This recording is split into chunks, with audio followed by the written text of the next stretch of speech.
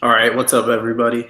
Um, it's February 13th. We're literally a week and a day before the fight. You know, it's shit or bust now. He can't pull out Fury, so he has to take this, man. There's no going back. It's already a week away from the fight. Just about. Week and 2 days. But I came across a couple of articles here. I'll switch over.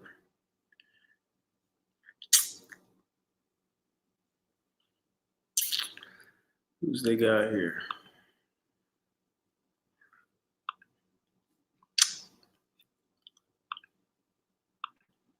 The broadcast team.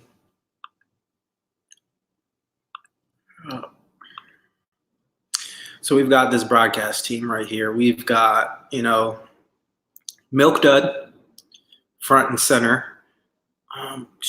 Where's the other pictures of the guys? What's going on here? Damn. Crap. But yeah, we've got Milk Dud. Who else here?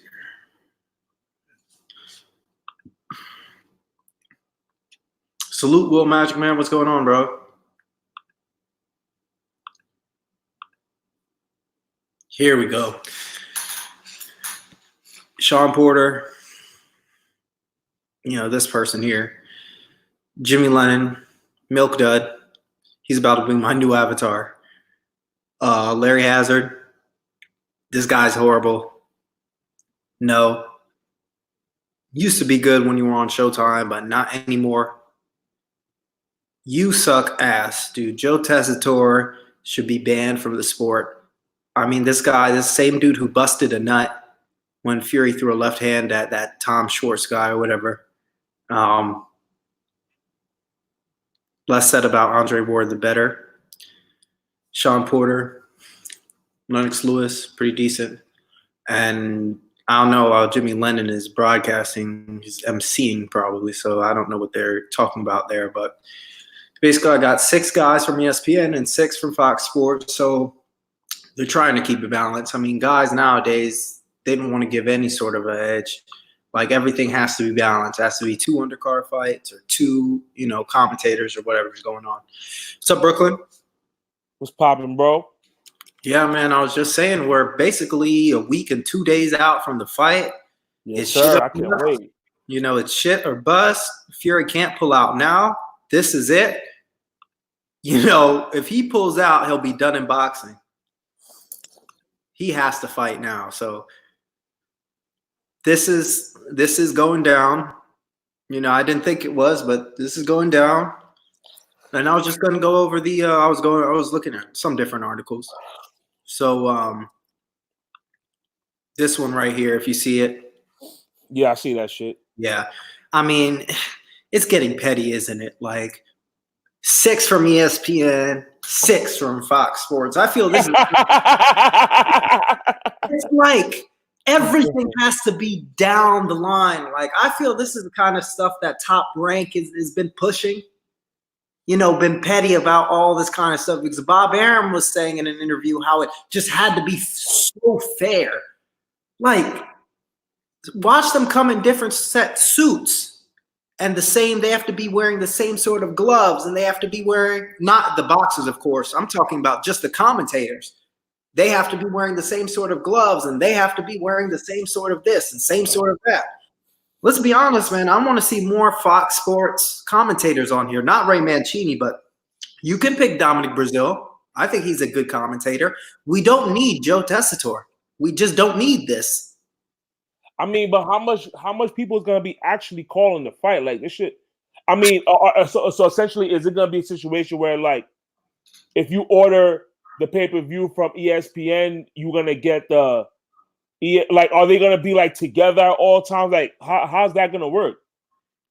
So what I heard is going down is there's gonna be like a pre-show on ABC.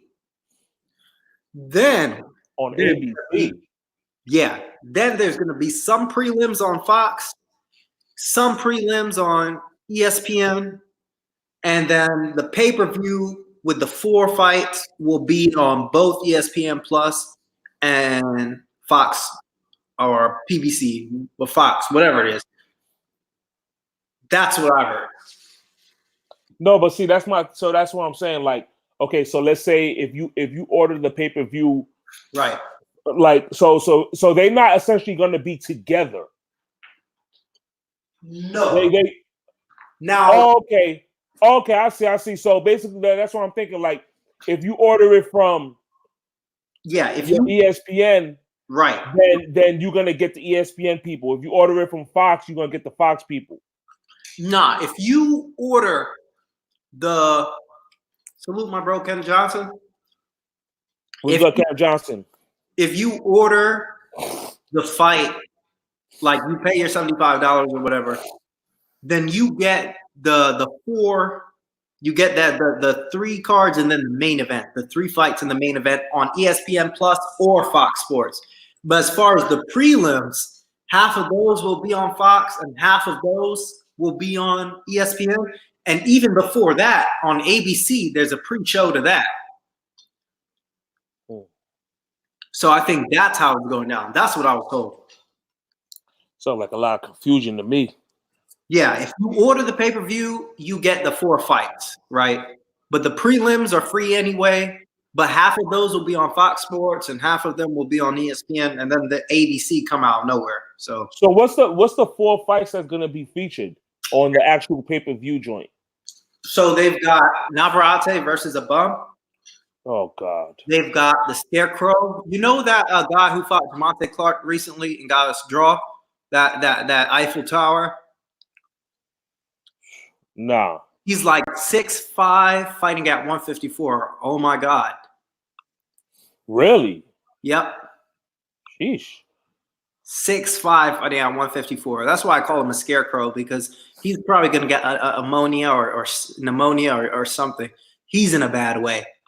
I don't think anybody should be at 154 pounds at 6'5". If you can you make, I'm usually of the trend, if you can make it, go ahead. But this is an exception to the rule. That's so dangerous. Yeah, I feel you. Because he'll be in there, and I mean, we see fights where boxers' ribs are showing and everything, but this guy, it's like his skin is so transparent. Like it's like his whole body is a hernia. Mm-hmm. Like he needs food and fast.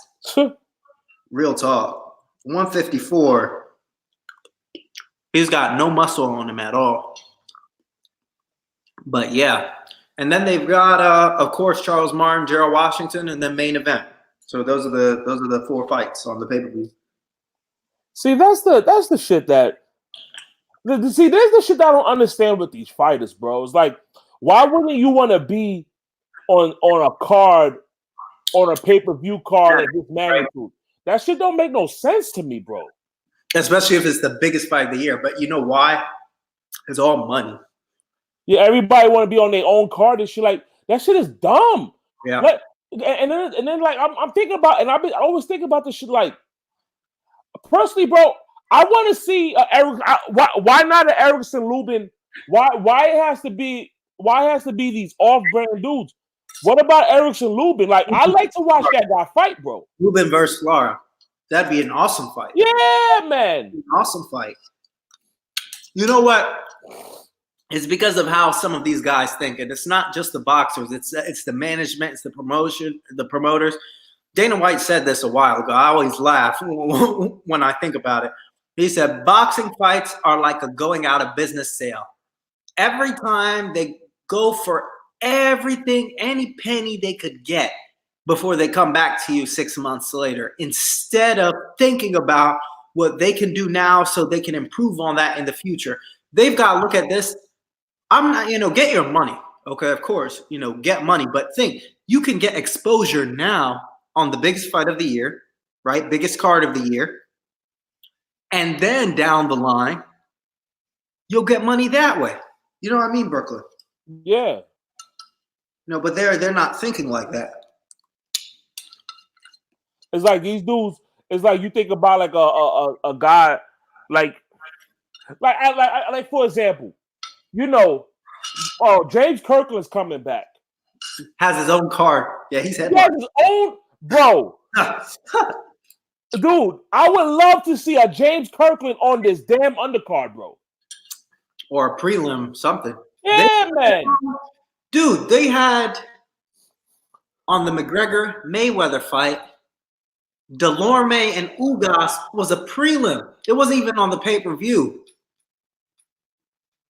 Ugas versus Delorme. Prelim. Oh, and what card was that? Mayweather McGregor. That was a prelim fight? It was a prelim fight. Wow. It were a prelim fight. On Fox PBC, I remember watching it. Imagine. Well, to be fair, like I didn't really know. I didn't know Ugas in 2015. Yeah, that too. You know what I'm saying? Like he couldn't. They couldn't pull that off now. You know what I mean? No, that would do shit. Definitely not. But you know, I think they are banking on the. Listen, the main event is worth $75 by itself, or well, in today's climate, Yeah. right. So they're just banking on the fact, you know what, we don't have to fill it up with a great undercard. I think. I mean, in their mind, they always gonna promote. Oh man, this is a great undercard. They always gonna think that in their head. Yeah. You know what I'm saying? I think they're getting away with the fact that the undercard isn't great, but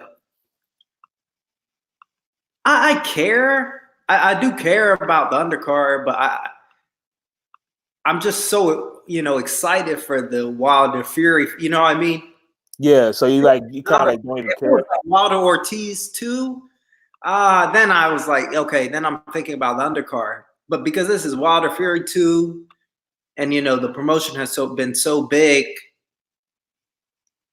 I definitely care. Like they shouldn't be allowed to, you know, get a green light for this. But it's. I mean, my thing is like if I was a fighter, bro, and like you are main of like okay, let's say you're like a main eventer, but it's not in like super big cards. So you think about a guy like a Charlo, you know what I'm saying? Like the Charlo brothers, like they can't headline a pay-per-view. You know what I'm saying? Like, you know, and they're excellent fighters. So, but if they're going to fight, it's gonna be in, you know, it's gonna be a small event. You know what I'm saying? It's not gonna be like a blockbuster event. You think about some of these guys, bro. It's like I'll be like, man, son, let me be on this co-main, bro. Like this shit. I don't know, bro. It is what it is, man. I mean, that's despite you know what? I am looking forward to watching Gerald Washington and I am looking. Yeah, me too. And Charles Martin. I am that fight is interesting to me. I remember when Charles Martin was on the Garcia Spence pay-per-view, and he was talking to Gregory Corbin. That was funny, man. Charles Martin is a character. He is. Yeah, I think he is. I don't know if it's good enough. It's not good enough to be a co-main, but it's that's going to be the co-main. They're the co-main. Oh, they're the co-main. Yeah, so that's what I'm saying. They're not investing a lot in this pay-per-view thing. Yeah. Ken Johnson makes a good point. Yeah, Spence versus Porter undercard was solid. It was very solid. I don't know why. Spence versus Porter undercard. But I think they're just banking on the fight. They're banking on the fact that Wilder Fury 2 is so big. Right? It's the biggest fight this year. That the undercard isn't, you know, up to par. But yeah. But no, I'm excited for Washington, Martin, and of course the main event. And who's Navarrete fight? He's fighting some nobody, right? Yeah, nobody. He's been fighting nobody since he beat that guy from Africa. Yeah, that's what they do, bro. That's what these people do, man. Once he beat that guy from Africa, he's been fighting nothing but bums. He's just like Valdez. They did the same exact thing with him. Valdez literally had to fight. He fought bums up until he had to fight Scott Quigg. And the moment he broke his jaw, he moved up. And Navarrete, he said this is his last fight at 122. He's going to move up. But he fought no champions at 122. Yeah, but they don't put they ain't putting no pressure on the dude. You know what I'm saying? No, he hasn't unified not one time. Ray Vargas he's fought some decent guys, but why he hasn't unified, nobody knows. Yeah, and that's a big guy for the division too, bro. Yeah, he's like 5'7" or 5'8", 122. Hey, thinking about Navarrete, this dude Josh Warrington, so he leaves, you know, what's that? He leaves Frank Warren or whatever. Yeah, I saw Okay, that. so what that means? So that means he's not gonna fight Shakur? Is he gonna duck that smoke? Like, what's going on with that? I don't know. I think he's gonna duck that nigga Shakur, son. Because that's what these UK fighters do, bro. These UK fighters always trying to avoid top American talent. It's part of their history. they tried. They really wanted to bring it to that Leeds stadium that they have over there, like badly.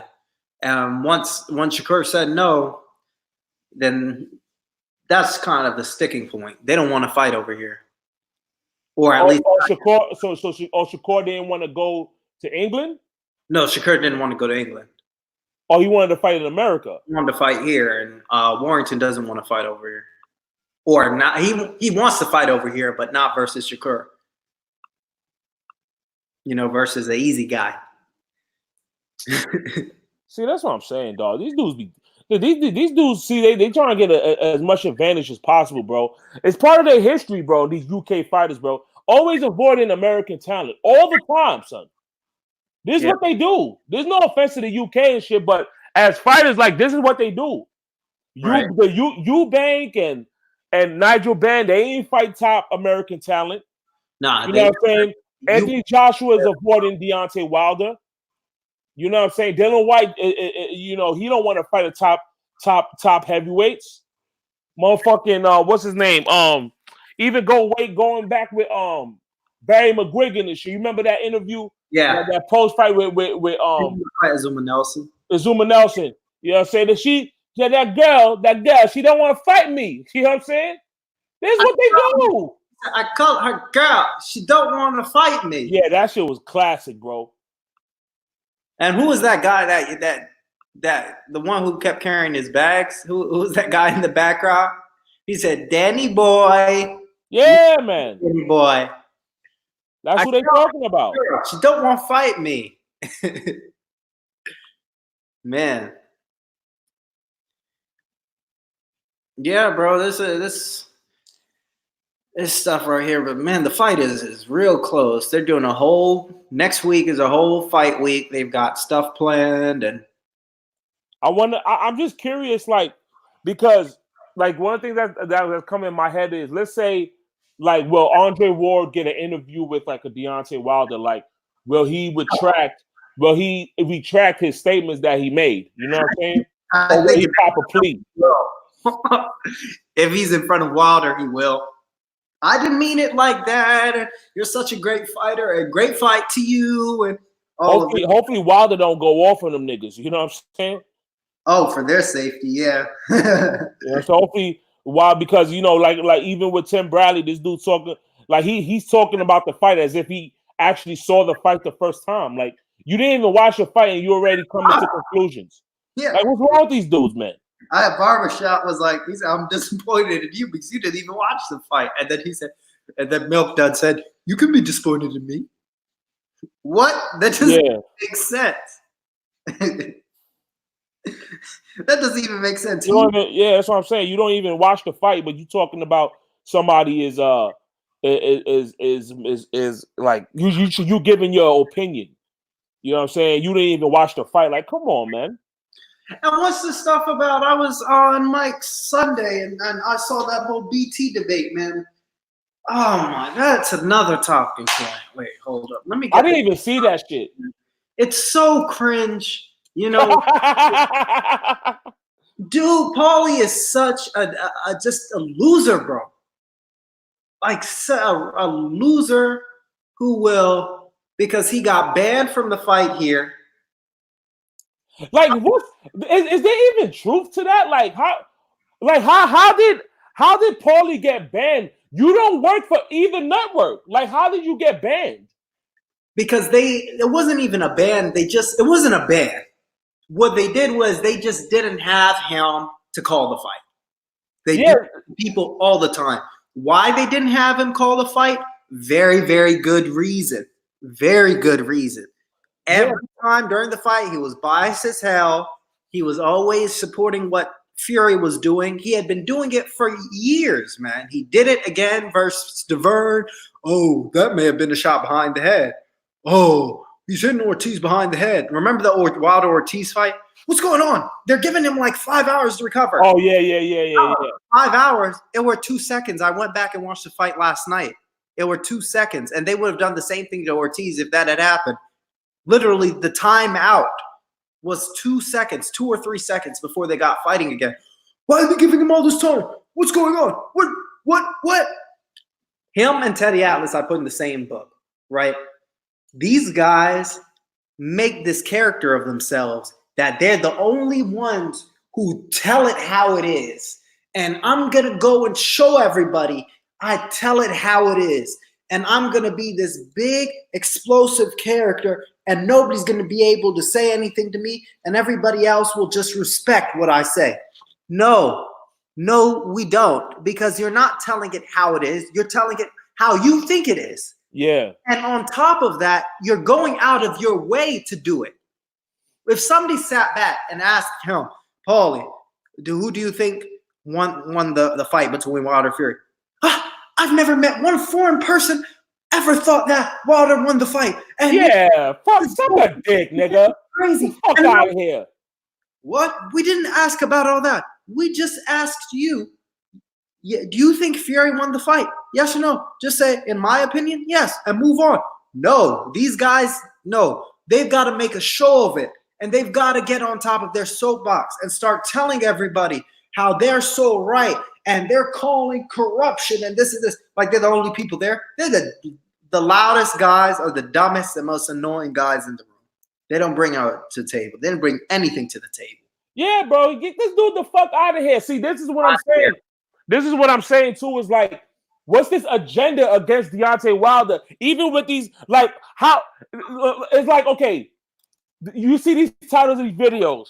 Oh, Wilder got Paulie banned. Like, how did Wilder get Paulie banned? Wilder does not work for BT Sports. He doesn't work for fucking ESPN. He doesn't work for Fox. He works for another network, a completely different network from those networks. How did he get banned? Like, I would understand if the fight was on Showtime and then all of a sudden, okay, Paulie's not a part of the telecast. Okay, you know what? Maybe Wilder got banned, and rightfully so. Right? What's wrong with this guy, bro? What's it like? You know this thing. Like, this is the thing that like I don't get. It's like there's more than one way to skin a cat. You essentially. So if you don't, so with Deontay Wilder, his fight style, that's his fight style. You know, it's not Deontay Wilder's job to fight the way you want to see him fight, Paulie, because your style, you know, you can't relate to a Deontay Wilder, bro. You want to talk about Feather Fist? You want to talk about Feather Fist, like you be saying? Upset because he can't punch worth the shit, and he's never been able to hurt somebody in his life. But he gets mad when Wilder can do it with one shot, half a shot, a quarter shot, if that. That's why he's so upset.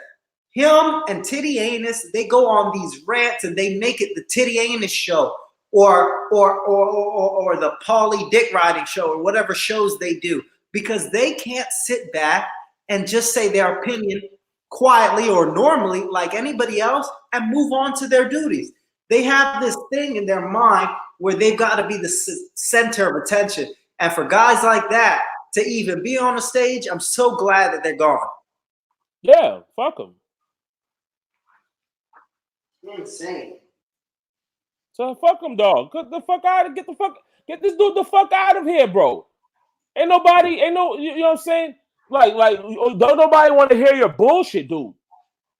And I used to like Paulie as an analyst or whatever, but like these guys at Showtime, they just on some bullshit, dude, nowadays. They just have such an ego, like even that BT thing, like that Tyson Fury's dad. Okay, he's your son. I get your son, but don't go around spreading lies about anybody else.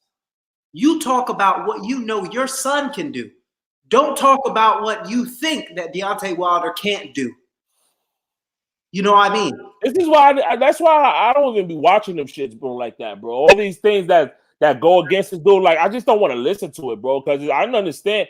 I understand there's an agenda. There's propaganda against this guy, bro. David all the time, bro. David Haye was the only one on that panel who was picking Wilder 100%.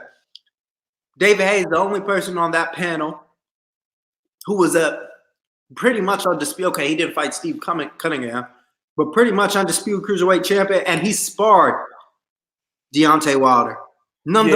All those guys been sitting at the house doing a whole bunch of nothing, especially Tyson Fury's dad. What's he gonna say when his son gets KO'd?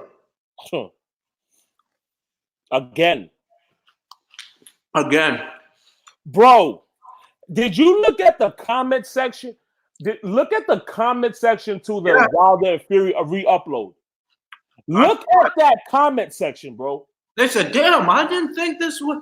He said, wow, this is way closer than I thought it was. Of course it was. We was telling you this shit for a year. Somebody said, man, I got hoodwinked. All Tyson Fury was doing was putting his hands up in the air and licking his nose. Facts. He wasn't doing nothing. This is what I'm saying. We've been telling, but it's like, you know what's crazy? Okay, now I can't. I'm speaking for myself in this case because I remember you mentioned that like you're not really like fans of like the actual fighters. You know, listen, I think differently. Me personally, I am a fucking Deontay Wilder fanboy. You can call me that shit. I don't give a fuck. I support that man. I like what he stands for. I like his fight style. I like how he knocks these fucking people out.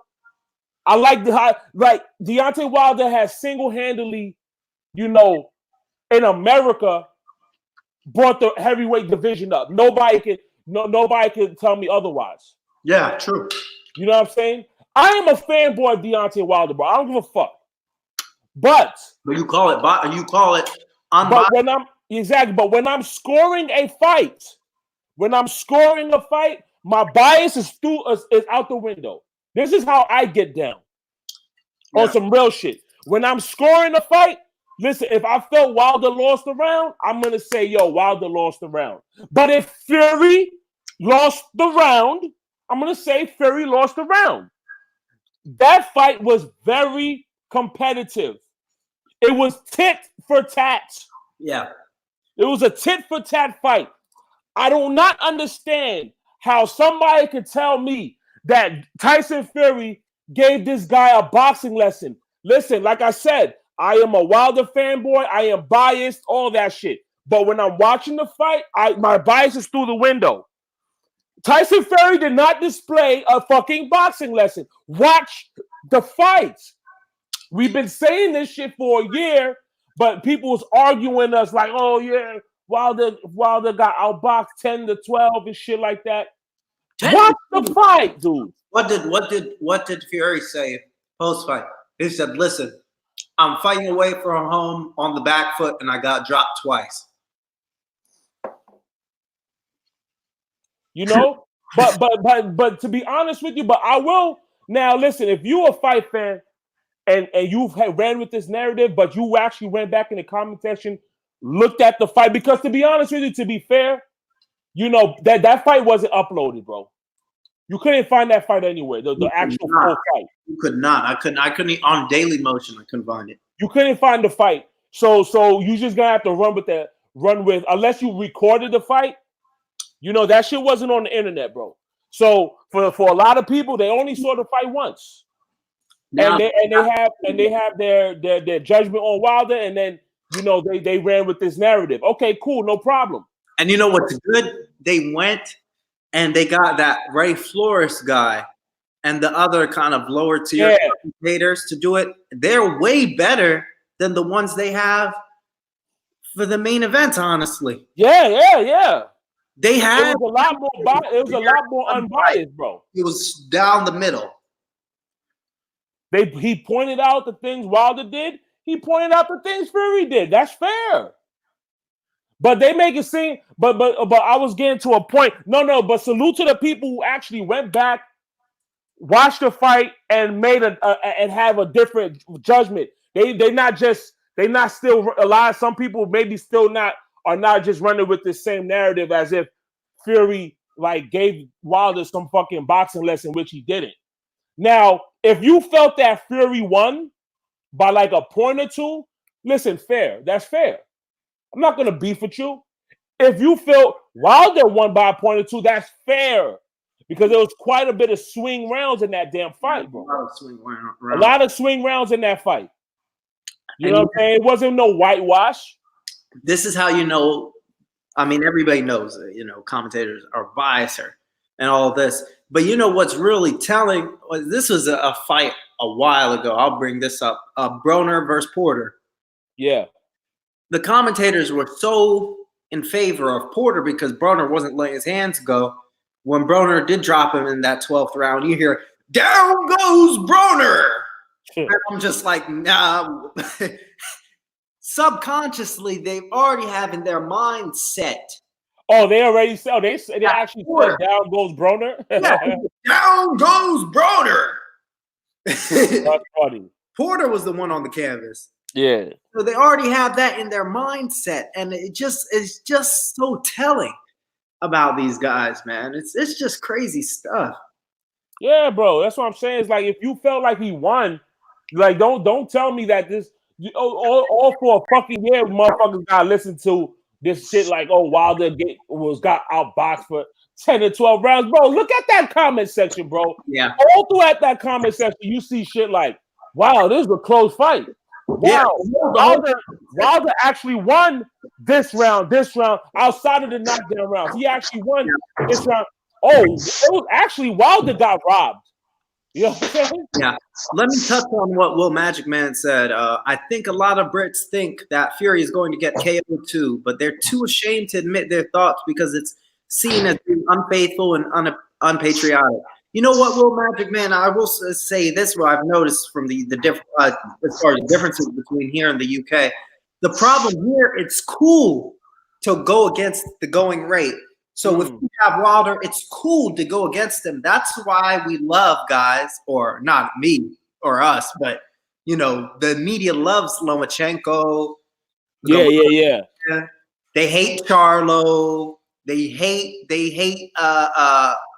some of these young black fighters we've got here. Tank, and they hate Tank. They hate who else? They hate Gary Russell. They hate who else? The Gary Russell thing. I saw some guys, on some anti channels. I'll keep it at that. King Tug is gonna kill Gary Russell. Who said that? I mean, I know y'all got no names, but sheesh. On some Fagman's channel. Fagman's channel. Okay, I know what you're talking about. some guys there, but it's really cool to go against our own fighters. Like we had guys here, we had guys talk about how, what's his name, was going to lose to, forgetting the fight now, went overseas. Who was it now? Oh yeah, Crawford, Ricky Burns. They said that Ricky Burns was going to destroy Crawford. Really? I was like, aren't you from his hometown? Yeah, but I just don't really like him because. And then, what's up, Mike? What's good, bro? What's happening? Yeah. Some good stuff y'all been saying, man. I just got back in the crib from the stove. Had to buy a few things, and you guys absolutely right, man. Yeah. Absolutely right. You can't go around You can't place bets because you like somebody. You know what I'm saying? You don't place bets like that. So why would you sit up here, and downgrade, Wilder, Gary Russell, Rigondeaux, and the list goes on and on. Yeah, it's an agenda. Because they're going up against your man. It's like you don't place bets. You might place a bet based off of feeling and stuff like that, but you ain't gonna place a bet off of patriotism. You ain't gonna put your real money up off of a fighter because of patriotism or nationalism or whatever you want to call it. You know what I'm saying? You're gonna pick whoever you think is gonna win the fight. Yeah, and even Tyson Fury at the end of the fight, they was in the locker room and he was like, guys, we didn't get the decision that we didn't want and blah, blah, blah, woo. But it's the sheer reality that these fighters got to understand. Even if you look at the UFC, all of a sudden, now they want to start crying about the judges. Yeah. Yeah. You know what I'm saying? Now all of a sudden they want to start crying about the judges, but that's been a problem with the UFC from day one anyways. People not getting the decisions based off the outcome of the fight. Yeah. But at the end of the day, if you really want to win, the best possible means of way of you winning a fight and not having to leave it to the judges is knocking somebody smooth the fuck out. And that's it. It's the ultimate, it's a trump card. You know what I'm saying? You can't go get a fight that go to a draw and then sit up in the ring and agree with everything and then go back to the locker room and days later and months later and renege on that. Yeah. Brooklyn, we watched that John Jones fight, man. I saw people in social media and somebody told my brother, oh, did you see the Paul Jones fight over the weekend? Jones got fucked up. He said, shut your decaf ass up, man. You don't know nothing about UFC or fighting whatsoever. That's fake news. That didn't happen. And we've seen the fight. It could have gone either way.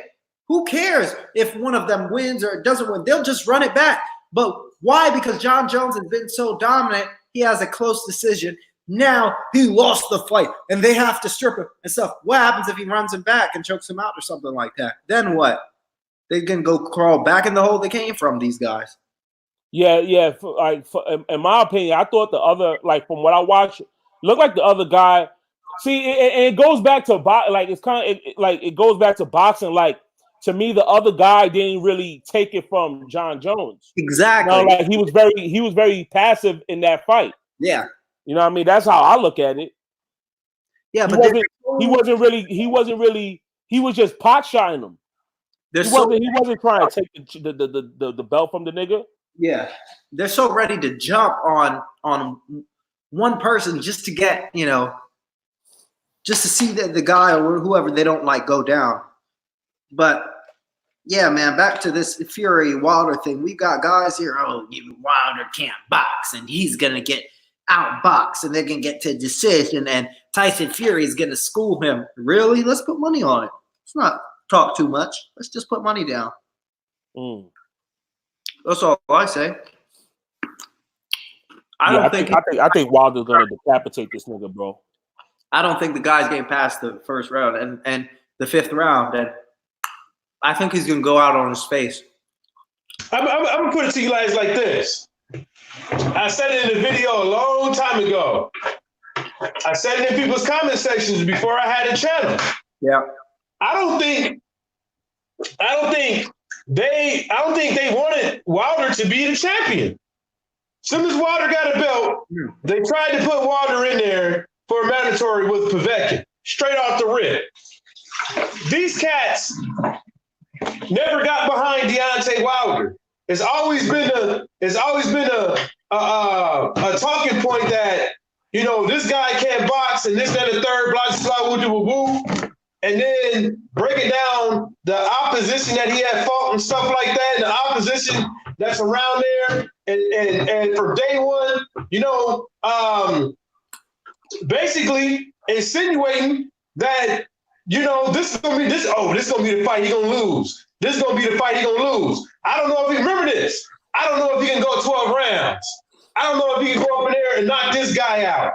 I don't know if he could outbox this guy. And then the first guy that get up in there that gets fucking outboxed has a belt, and then damn near gets knocked out in the fight, but people forget about that all of a sudden. But Bermane Stiverne got lucky the bell fucking rang. He was out of there. Couldn't even walk back to his corner. I don't. And still to this day, remember, I think a lot of people out here is sitting back, flabbergasted that this guy can box, this guy can go 12 rounds, this guy can and is willing to fight other past champions like Tyson Fury, and then the thing about it is now they come into the realization. Now, after everything's said and done, of people doubting Deontay Wilder and all this stuff, now people are gonna have to sit back and wait, see what happens in this Tyson Fury fight. Because if Tyson Fury loses this fucking fight, I guarantee you, all these motherfucking naysayers from Mr. I like to get my eyebrows arched, Paulie Malignaggi. Yeah. All these motherfuckers out here is still going to sit up over here and contemplate whether or not Wilder can beat motherfucking Anthony motherfucking Joshua. Knowing damn well, whatever Big Baby Miller did to Anthony Joshua, I'm not even going to front. Whatever Big Baby Miller did with Anthony Joshua, that fucking hurt that motherfucker down to his fucking soul.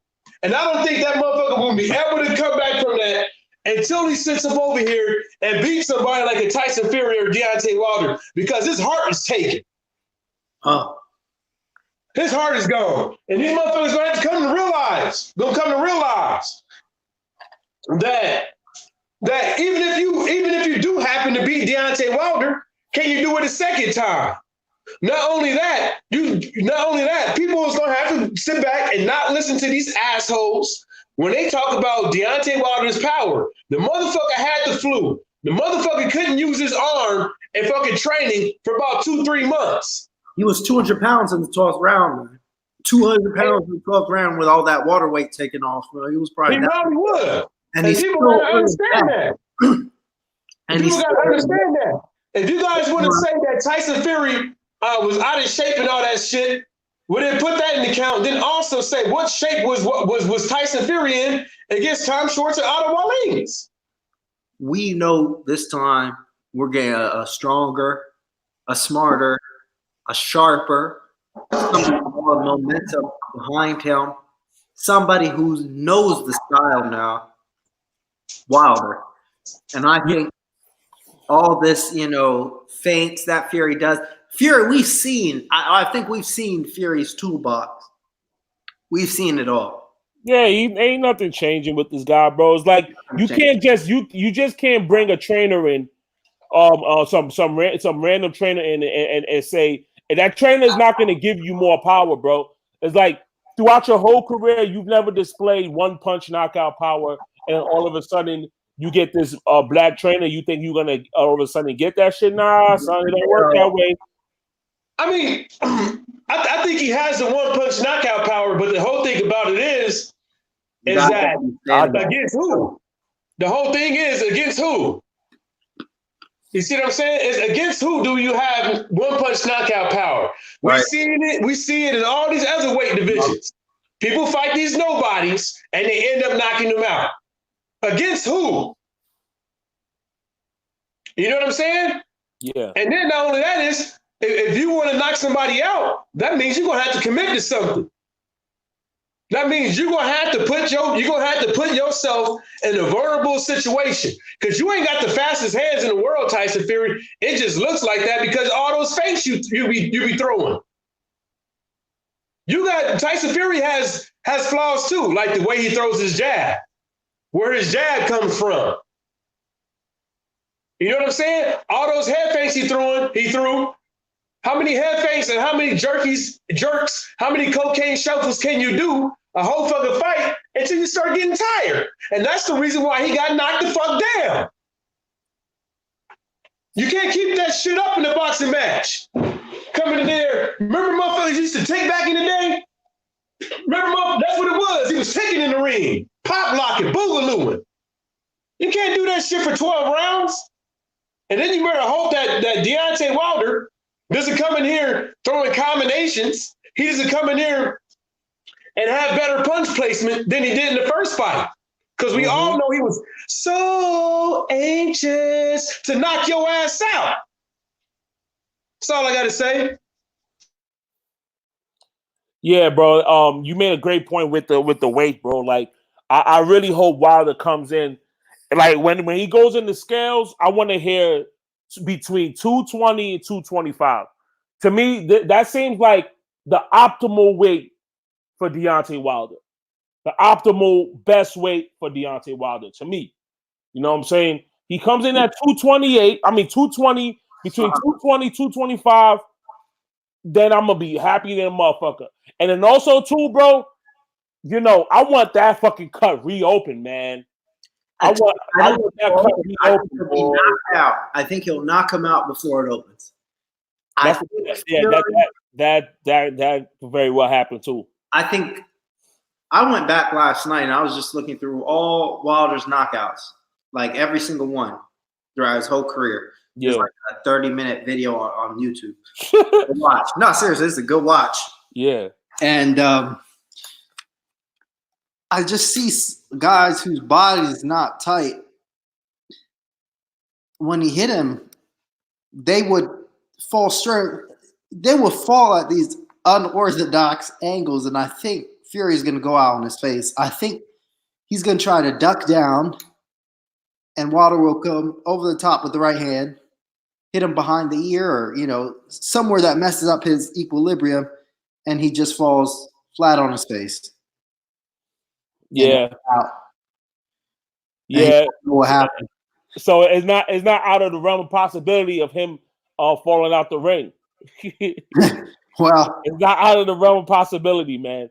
I think he's going out on his face. That's what I don't know. I was dreaming about it. Pause. Now I sound weird, but I was actually dreaming about this thing, and he went out on his face, and that Wilder turned to Milk Dud and spit on him. I actually saw a title from some channel. I forgot the dude's name from some channel. He said, like, so this faggot nigga said, I had a dream that Dominic Brazil would knock out Deontay Wilder, and he's some American nigga. You know what I'm saying? I'm like, get your faggot ass out of here, man. Talking about. Huh? This is what I'm talking about. They think it's so cool to go against the grain. I mean, if you have an honestly believe, and you stand for what you believe that you want to do it, by all means, go ahead. But, you know, just to be against somebody for a personal reason, that's not cool. Yeah, these dudes are fags, bro. You know what I'm saying? I mean, but you know what? It's cool though because it just makes it's just gonna make his wins that much sweeter. You know what I'm saying? All these guys that go against them, like the Paulies of the world and the Teddy Allis's of the world, you know, it's like these boxing fans think like some of these people think like he's just some monster. He's just some guy, just some ape and shit who has no boxing knowledge, no type of boxing acumen. He's just all he has is a right hand. That's all he got. You know what I'm saying? But I remember Laws. I remember Laws. He asked the question, "Yo, how would you beat Deontay Wilder?" And you know, me and Stormy, I basically like, "Yo, I'm not answering that question." Well, I'm gonna say this: if I was fighting Deontay Wilder, I'm not gonna just think about the right hand. I will acknowledge that he's not a fighter that only has a right hand. You can't have that much success with only a right hand. This is impossible. This is impossible. You know what I'm saying? So you know, let's see what happens. Fury knows what he's up against. That's why he didn't take the rematch the first time. He knows what he knows what he's up against. He knows the deal. He's not stupid. You know what I mean? Y'all there? Yeah. We here. I'm cooking right now. Cooking some potatoes and lamb chops. I need some of that. Yeah. The best thing to do, man. Like I've been doing, man. I bought a bag of chicken breast, and then just buy the raw lettuce. It's cheaper to buy a head of lettuce, iceberg or whatever you want to buy, and then buy you a big old bag of cubed Kobe cheese, maybe an avocado. You know what I'm saying? That's how I've been making my salads, man. And I bought 2 head of lettuce, and that lasted me a whole week. How much you get the chicken for? The chicken breast in the bag? Yeah. I didn't even look. What's it from Tyson or something like that over there in like Sam's Club? You get in the freezer aisle? Nah, it was something I bought from Kroger's. It was like some off-brand shit, Oh, okay. But or you could go with the free range. There's some brands in there that's free range. I buy that when I'm barbecuing, but I'm just trying to eat cheap for right now because this Valentine's Day bullshit. Yeah. Usually, like, if you want to save money, it's always good to buy things in bulk. And then you know what I'm saying, like that. Like you could save a few dollars. Like you could buy a big, like me. Well, what I do is I always buy rotisserie, like organic or non-GMO or rotisserie chickens. Because I don't know, it's crazy because like the rotisserie chicken is cheaper than the raw stuff. A lot of times. It is. Dead ass. It's like what, $4? Yeah, it's cheaper. So I'm thinking to myself, fuck. I mean, because I know how to cook. You know what I'm saying? I don't need to, you know what I'm saying? Like, I don't need to showcase my culinary acumen. You know what I'm saying? Like I know how to cook already, but but when I'm at home, man, I get home from work and shit. I just want to put something together quick. You know what I mean? Facts, yeah, I feel that. When is that Valentine's Day? So, by the way, isn't it on the 5th? Oh, it's the Friday. I just googled it. So tomorrow. Oh yeah, it's tomorrow. Yeah. But anyway, this fight, I think biggest fight of the year. Looking forward to Prince Charles Martin fight Gerald Washington. Oh yeah, I like that. I fuck with that fight a lot. I'm not downgrading their skills or whatever, but people have to understand this one thing is like, Charles Martin had to do something to get a belt. You know what I'm saying? Yeah, he probably didn't fight the best people and stuff like that, but he had to do something to get that belt. And not only that, he's a good guy. He has some boxing ability. You know what I'm saying? It's just that, you got people like Nathan Gorman, Daniel Dubois, Joe Joyce. You got all Ajit Kabiel and all these other guys. Yeah, you got all these other guys that people don't know, who they are or what they represent or what they can be in the future and stuff like that. And I think that those two guys, are able to give those guys some good work. You know what I'm saying? So those guys can get experience up. So those guys can get that look that they need in the ring so people can take them seriously. Because if Daniel go in there and knock out motherfucking Charles Martin or something like that, after everybody he fought, people gonna be like, oh shit, this guy is looking better and better each fight and blah, blah, whoop, whoop, whoop. The same thing for Joe Joyce or whoever wins that fight. And then it just adds more flair and more character to the heavyweight division because there's not a lot of guys around here. You know what I'm saying? Yeah. And to my knowledge, this shit is still an eliminator of some sort, right? Yeah, it's an eliminator. So what that means? So whoever wins this fight is gonna that shit is weird because Pulev is already the mandatory. So whoever wins this, for a final eliminator. I think another more fight. You know, after. So one of them guys are probably gonna fight. Damn man, what's that dude name? That Polish heavyweight, Karanaki. So one of these guys is gonna fight Karanaki again. Yeah, I want to see Charles Martin fight him again. Get that one back. He can beat him. Yeah, I think they both could beat him, but you know, I don't know what fucking Gerald Washington thought he was doing in that motherfucking fight. I don't know what he thought the game plan was. Obviously, it looked like he thought he could just go up in there and blow the dude out. But, you know, he just had a bad game plan. You know, if they fought again, do I think it'd be more competitive? Yeah. But in boxing, sometimes it's not a better nut legs time. Sometimes it's just I'm moving on to bigger and better things, you know?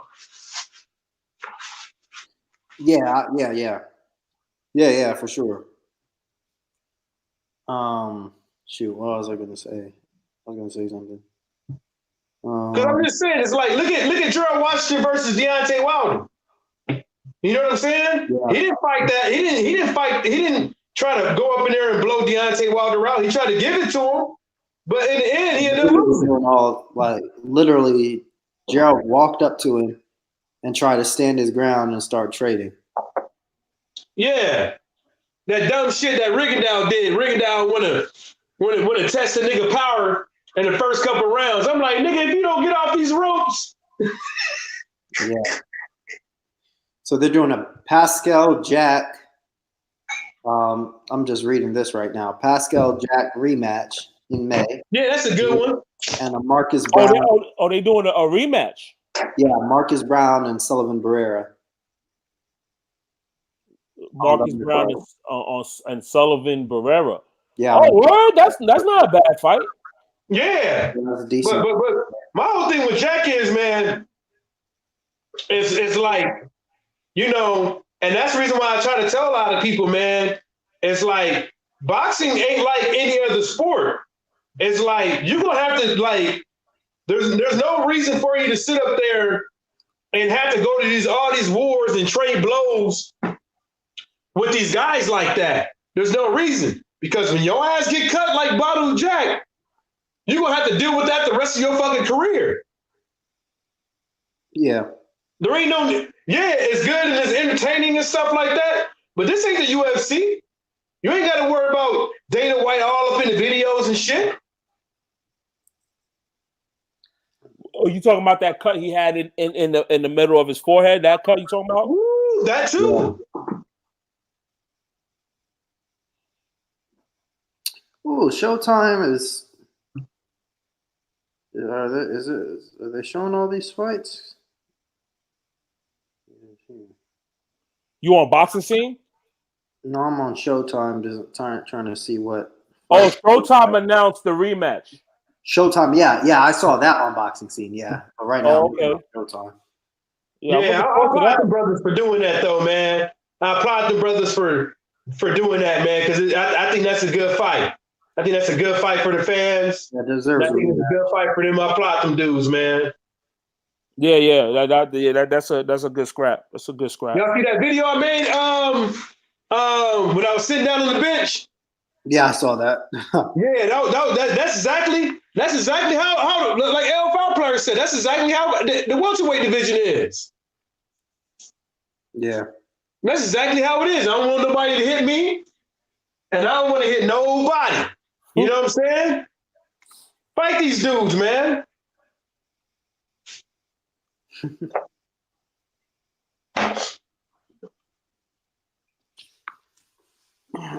So this weekend we've got Caleb Plant. Oh yeah. Fighting a guy from Germany. I'm not going to denigrate the guy from Germany because of just what's been going on with these fights, you know, these upsets. I hope to God that, well, not to hope to God, but I just hope that if Caleb Plant happens to win this fight, I just hope people start getting behind him too, man. Like, You know, he's not a bad fighter. You know what I'm saying? It's just that he's not a brick. You know, so Yeah, especially like the American medias. That see, this is what I'm saying. Is like these people, they so quick to hop on the nuts of these random foreign fighters. You know what I'm saying?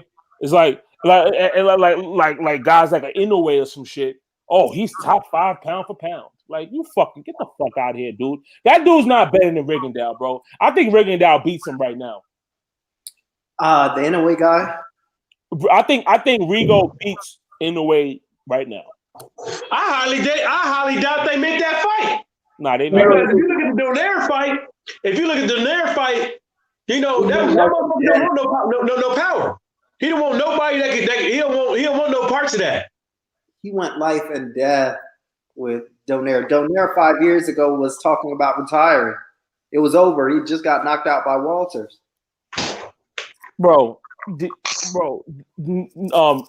Because you gotta think about it. It's like the styles. You think of the styles. You think about Inoue. Inoue comes forward.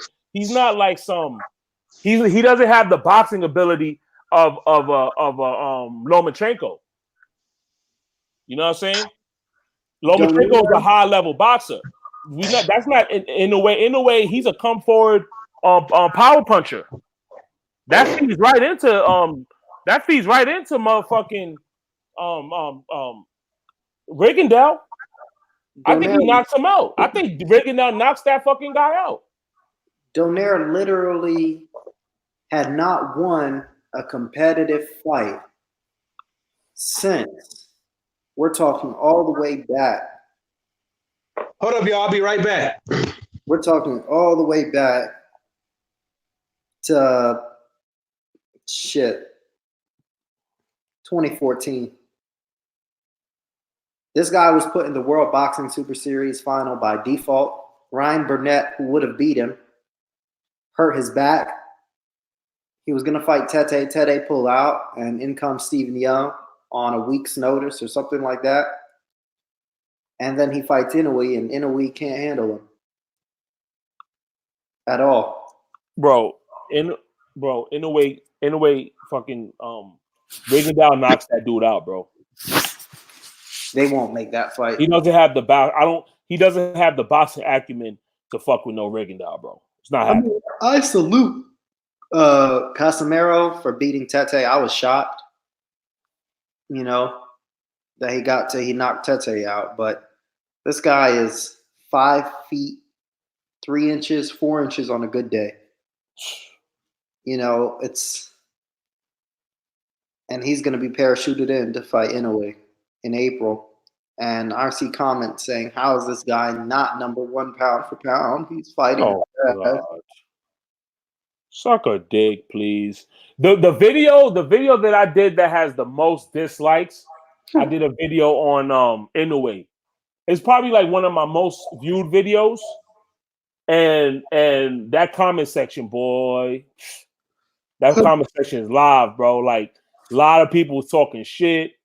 You know what I'm saying? Oh man, I'm thinking to myself, oh yeah, he must have a pretty big fan. He has a pretty big fan base, I see. How dare you?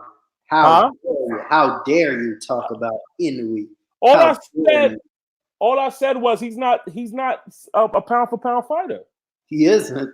You know what I'm saying? He's not a pound for pound fighter. See, like, saying water is wet. I mean, it's just common sense. But guys, they don't want to hear that. And you know, we let them think in their own dream worlds where they push this stuff on us.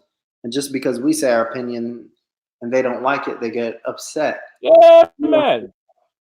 You know, in a way, he's been found out, I think, at this level. What's good about being pound for pound if you can't move up more than 2 more or 3 more pounds? Literally, the highest this guy will go is probably 122, maybe 126. He won't go any higher than that. And if he does, they said they're going to give him to Lomachenko, so Lomachenko can beat him.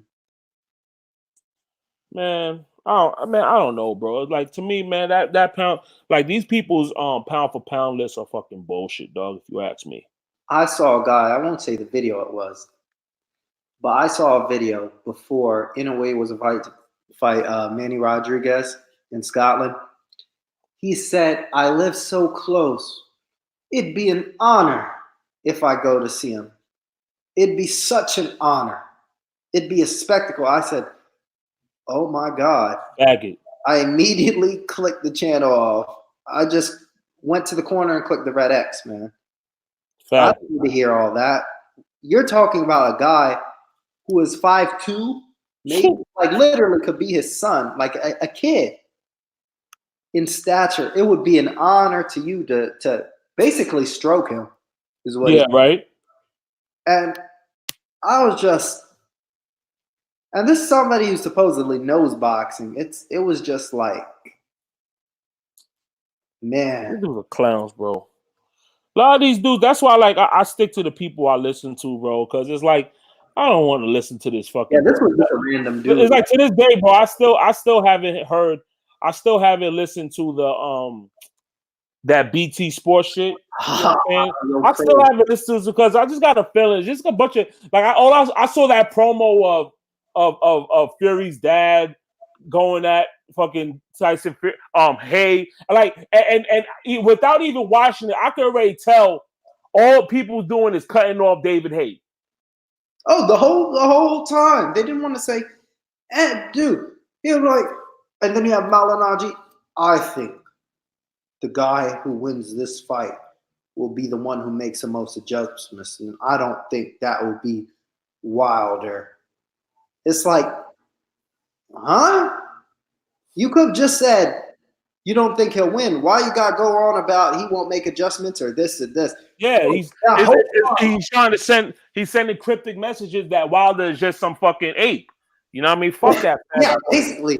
Yeah, basically. He's a faggot. Fuck that faggot ass nigga. And you're right though, Brooklyn, because like I don't care how people think it is. Like Kovalev knew exactly what it means to call a black man an ape. He knew what it meant, and he said it anyways. These cats, they know exactly what it means when they say things, racially or non-racially, because some of these motherfuckers are racist, but they just don't know it yet. Yeah. But yeah, you were absolutely right without even watching it. David Haye was very patient with everybody. Yes, yeah, he waited his turn. He didn't cut nobody off. But every time he said things, every time he said something to go against the narrative or whatever, you know, that's what happened. And David Haye kept his cool because he like, you know, I would do the same things. Like you dudes are just sitting up. You want me here as the reasoning, but you want to keep you want these guys to push this narrative. Yeah, like you said, Tyrone, people, man. That's David Haye, out of everybody, is the only one that sparred Wilder, and not only that, gave Wilder tips. Not only that, helped Wilder out in his career, and then not only that, is the only one that kicked it with Wilder to know who fuck Wilder is. Yes. Yeah, man. That's what I'm saying, man. Fuck these faggot ass people, man. All the time, it's like how you supposed to like these people act like fucking stands and shit. You know what I'm saying? It's like it's one thing with us. You know what I'm saying? We are fans. We can say certain things, but when you work for the network, you have to. That's the people that really should be the unbiased ones. Like people who support Deontay Wilder, like such as myself and everybody and you and Tyrone and like we support him. You know what I'm saying? But we get called, you know, fanboys. This fanboy faggot shit, right? But then the fucking analysts are acting like stands to these motherfuckers, bro. Come on, get the fuck out of here, dog. That's why I didn't watch. That's why I'm not watching that shit, because I can already. You can see it from the promo. These faggot ass people. Every time, he's trying to make an assessment, and you going off on the nigga, son. Hey should have fucking not gave that nigga a haymaker. Faggot ass nigga. Sit your faggot ass down Tyson Fury's father, dude. He was the quietest one. Haye was the quietest one there. I'm telling you, he can knock a ball out now, even with his bent legs. Come on, bro. Fuck out of here, bro. You know, David Haye, he got like a little temper too. Yeah. David Haye got a little temper. And, you know, that's the reason why I said that Tyson Fury's dad was in there trying to bully people, but it didn't work because with you don't know. Like, when you keep pressing David Hayes buttons, he'll swing on you. Facts. Fuck out of here, bro. These people, I don't know, man. That shit. Like, and that's another thing. Okay, you have a panelist of, well, how much of them dudes? It was like 4 or 5, like 5 guys. 5 guys and only one. And only one. Like, get you faggot ass people, dog. Get the fuck out of here, dog. If you having a debate platform, you having that type of platform, bro, it's supposed to be even. How you gonna have just one guy supporting going against the narrative? Just one guy? So it's just a fucking gangbang, son. Fucking people. That's why I'm not watching that bullshit, dog. Not time for that. No, it's not to say, okay, I'm a Wilder fan and I don't want to hear criticism. It's not that, but the problem is I'm not gonna support people's fucking philosophies and their narratives, bro, and their agendas. I'm not supporting that, bro. I'm not, especially you being a network. Right. I'm not supporting your agenda. Man, you guys, you Brooklyn and Mike, you guys touched on a really good idea because that went right over my head when I said when Paulie came out. I said, I think that down who makes the best adjustments, and I don't think Wilder can make those adjustments. Like, really arrogant and condescending. I just thought it was bullshit. But this is the thing. This is the thing that got me the most out of that, Tyrone. This is the thing. Yeah. This dude is sitting up here contemplating who can make the best adjustments. Right. You can make the best adjustments in your fights. Right. You can make the best adjustments in bare knuckle fighting against a guy that was literally a scrub in the boxing ring. Who was you? Literally, dude. Who was you to tell? And then who was you to say that? Okay, Tyson Fury got to know who train, got a whole new trainer, and then you failed to bring up that you bringing this guy trying to do something different. And the fight is not only going to work. The shit doesn't work out in basketball. The shit doesn't work out in the NFL. Every time when somebody midway in the season tries to come up with a new play and run it, people end up fucking up. It's a hit and fucking miss. You mean to tell me this guy has been training to fight this way his whole fucking career, and then just overnight, you're going to switch it up? You're going to try to train this dude to get rid of some of his bad habits, to do certain things differently, to watch out for this, watch out for that, blah, blah, woo, woo, woo. The shit doesn't work out like that. Because when you get in that fucking ring on that football field, that basketball court, when it comes to the 6th round, to the 3rd motherfucking 4th quarter, when your ass is fucking tired, your shoes will start getting heavy. Your hands will start getting heavy. You're breathing hard. You got sweat all in your goddamn eyeballs. What are you going to do when Wilder jabs your ass, pins your hands down, and give you that fucking right hand? Hey, hey, Mike, before that, when Wilder hits him with one stiff jab, it's going to be a track meet. Exactly. That's the thing, is that Wilder's jab set that knockdown in the 12th round, because all he fucking need is a split second to land that fucking right hand. All you gotta do is blink, bitch. That's all you gotta do. All you gotta do is blink. All you gotta do is sniff the coke off your fucking glove. That's all you gotta do to get knocked out in the fight against Deontay Wilder. Man, that knockdown, I was watching it. I can't count how many times I replayed it last night, but that was. What's up, Stormy B, man? That was good. He caught him with that right hand, and then the left and around, and just said, "Oh, that was great." I'd probably put that. But check this out, though, Tyrone. Everybody know that Wilder pins your hand down before he knocks you out. How many times did Wilder pin a nigga hand down? Shoot. Before he knocked him out, I can count 5. Yeah, did he? That last time? He pinned, look. I don't know if it was the last one or the one before that, but he pinned his hand down. Oh, you're talking about Fury. The Fury was ducking anyway. You can't do it. There's a reason why people run stressors on people and keep them awake to see how they react in hostile situations when they fucking dead ass tired and when they weak. And so they can see who fucking can handle it. Then if you never handled it before, how can you handle it later? If you never been introduced to it. You know what I'm saying? When these heavyweight fighters, when they actually been banging, when they actually really working for 6 rounds, 7 rounds, 8 rounds, they're gonna start getting tired around the 8th and the 9th and the 10th round. I don't care how much in shape you in. You got all that motherfucking weight, all that goddamn muscle. You're gonna be tired. But the thing about it is, who's still gonna be the sharpest? Whose mind's still gonna be the sharpest? Who gonna still remember their training?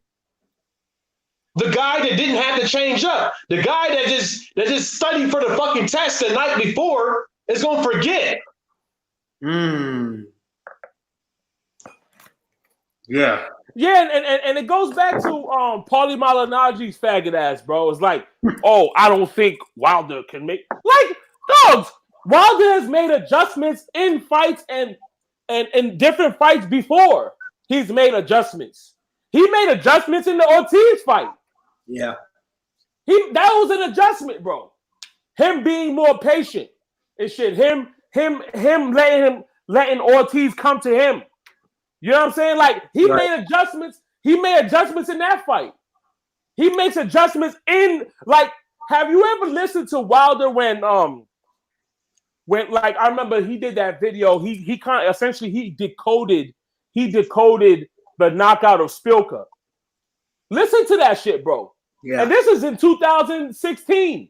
He would say, oh yeah, you know, Spilka would like square up his body. I noticed like when he's in certain positions, he squares up his body, you know, this, that, or the third, you know, and so okay, so and then he landed it right. So that's not an adjustment in the fight. He's telling you how he knocked this guy out. He made an adjustment during the fight. So and then here we have Paulie. Like, what adjustments have Paulie Malignaggi fucking did throughout his career? Feather-fisted ass dude, nigga can't punch through a wet paper bag. What adjustments have you made, sir? You just stick and move. That's what you do your whole career. So you, right. Fuck this dude. Fuck these people, man. That's like I said, man. That's why I'm not watching that bullshit, bro. Need to listen to that crap. Oh. He was outboxing him the entire time before he got knocked out. You hear it every fight. Ortiz was outboxing Wilder before he got knocked out in the 7th round. Listen, I thought if somebody had told me it was even until that point, I wouldn't disagree. I thought it was maybe 4-2. You know, it was you could split them however way. I was scoring it 4-2, like up until the knockout. Yeah, for Ortiz. It wasn't some huge blowout with all these fights. Wilder didn't have a lot of punch. He didn't put a lot of punches on these guys. Okay, just go to the punch stats. That's all I'm asking you to do because you'll see that he hasn't gotten hit how it's showing that he's been hit, quote unquote. But this is the thing, though, that people don't understand about that. You outboxing somebody the whole fight until you get knocked out. The whole thing about it is that it's strategy. Everything is always strategy. You know, sometimes you got to gamble, but sometimes people, they gamble with their strategies. Some people, they gamble in the fight and thinking that they up when they're down. The main thing about it is a lot of these fighters, people know what round they start to get tired.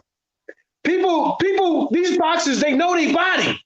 They know how many rounds they can sit up in there and they could give out great output. They could give 100, 200 punches a round. They know what they can do. So if you outboxing somebody and you know that you can't outbox nobody and keep that work ethic up for 8 fucking rounds, and you can't knock nobody out, then what are you going to do with Deontay Wilder? It don't matter if you outboxing somebody. You get knocked the fuck out like that. You don't get a rematch. Your name has an asterisk to it. The guy that got fucking taken to the hospital by fucking Deontay Wilder, the guy who had his fucking wife screaming out loud like you fucking just died, bloody murder. You got an asterisk next to your name, nigga. To me, and my thing is this whole outboxing thing. Outboxing to me is you've got to be either one of two things: landing significantly more shots, damn right, or landing the significantly harder shots. If you're not doing either, you're just running. Damn you're right. Not really running, but you're just moving. You're just moving around. How's that outboxing? You're putting your hand here. It's a movie. It's not really outboxing. It's just doing more with your hands. You know what I mean? If you're not landing way more shots than the other guy, or you're not landing way more harder shots than the other guy, you're just moving your hands. That's not outboxing, you know, that's it. And you can go back to every one of Wilder fights. And these guys, based on my definition, aren't outboxing him. You can say they're moving more than him, outmoving him, okay, but they're not outboxing him because they haven't gotten the result. And the result means winning the fight. You know what I mean, Brooklyn? Mike? Right on, Tyrone. He was outboxing him. He was doing this. By what? Yeah. That shit's bullshit, dog. My bad. I was making. Go ahead. No, man. Yeah, all that shit is bullshit, dog. All this. Oh, he's outboxing. Like, bro. Like, okay. When I think of somebody like getting outboxed. Yeah. Did you hear my explanation? Huh? Did you hear my explanation? Yeah, I heard all that. I was just because I was making a smoothie, so I didn't want to get. But when I think of somebody getting outboxed, I'm talking about like a boxing lesson. Yeah. I think of Hurd, J-Rock versus Jared Hurd. Okay, yeah. To me, that's an example of somebody getting thoroughly outboxed. Somebody being schooled. Somebody have to rethink life. Somebody thinking like, damn, why did I get into this boxing shit? You know what I'm saying? This is an outbox to me. But don't tell me that fucking Fury gave Wilder this ultimate boxing lesson. Like I said, I've said this again. I said this at the time. I said this for a year. I'm saying it now. And a lot of people are coming. Hey, yo, Mike. Have you ever got a chance to look at the comment section of I did. Bro, come on, son. But this is the thing. Hold up though. This is the thing. The camera angle that you showed us. So look. So when I initially watched the fight, I thought it was very close. Right. The camera angle that you show us, Brooke, I was like, damn. I was like, this don't look that close like I thought it was. But then when I watched that, and then when I was watching that, I was like, God damn. I was like, hold up.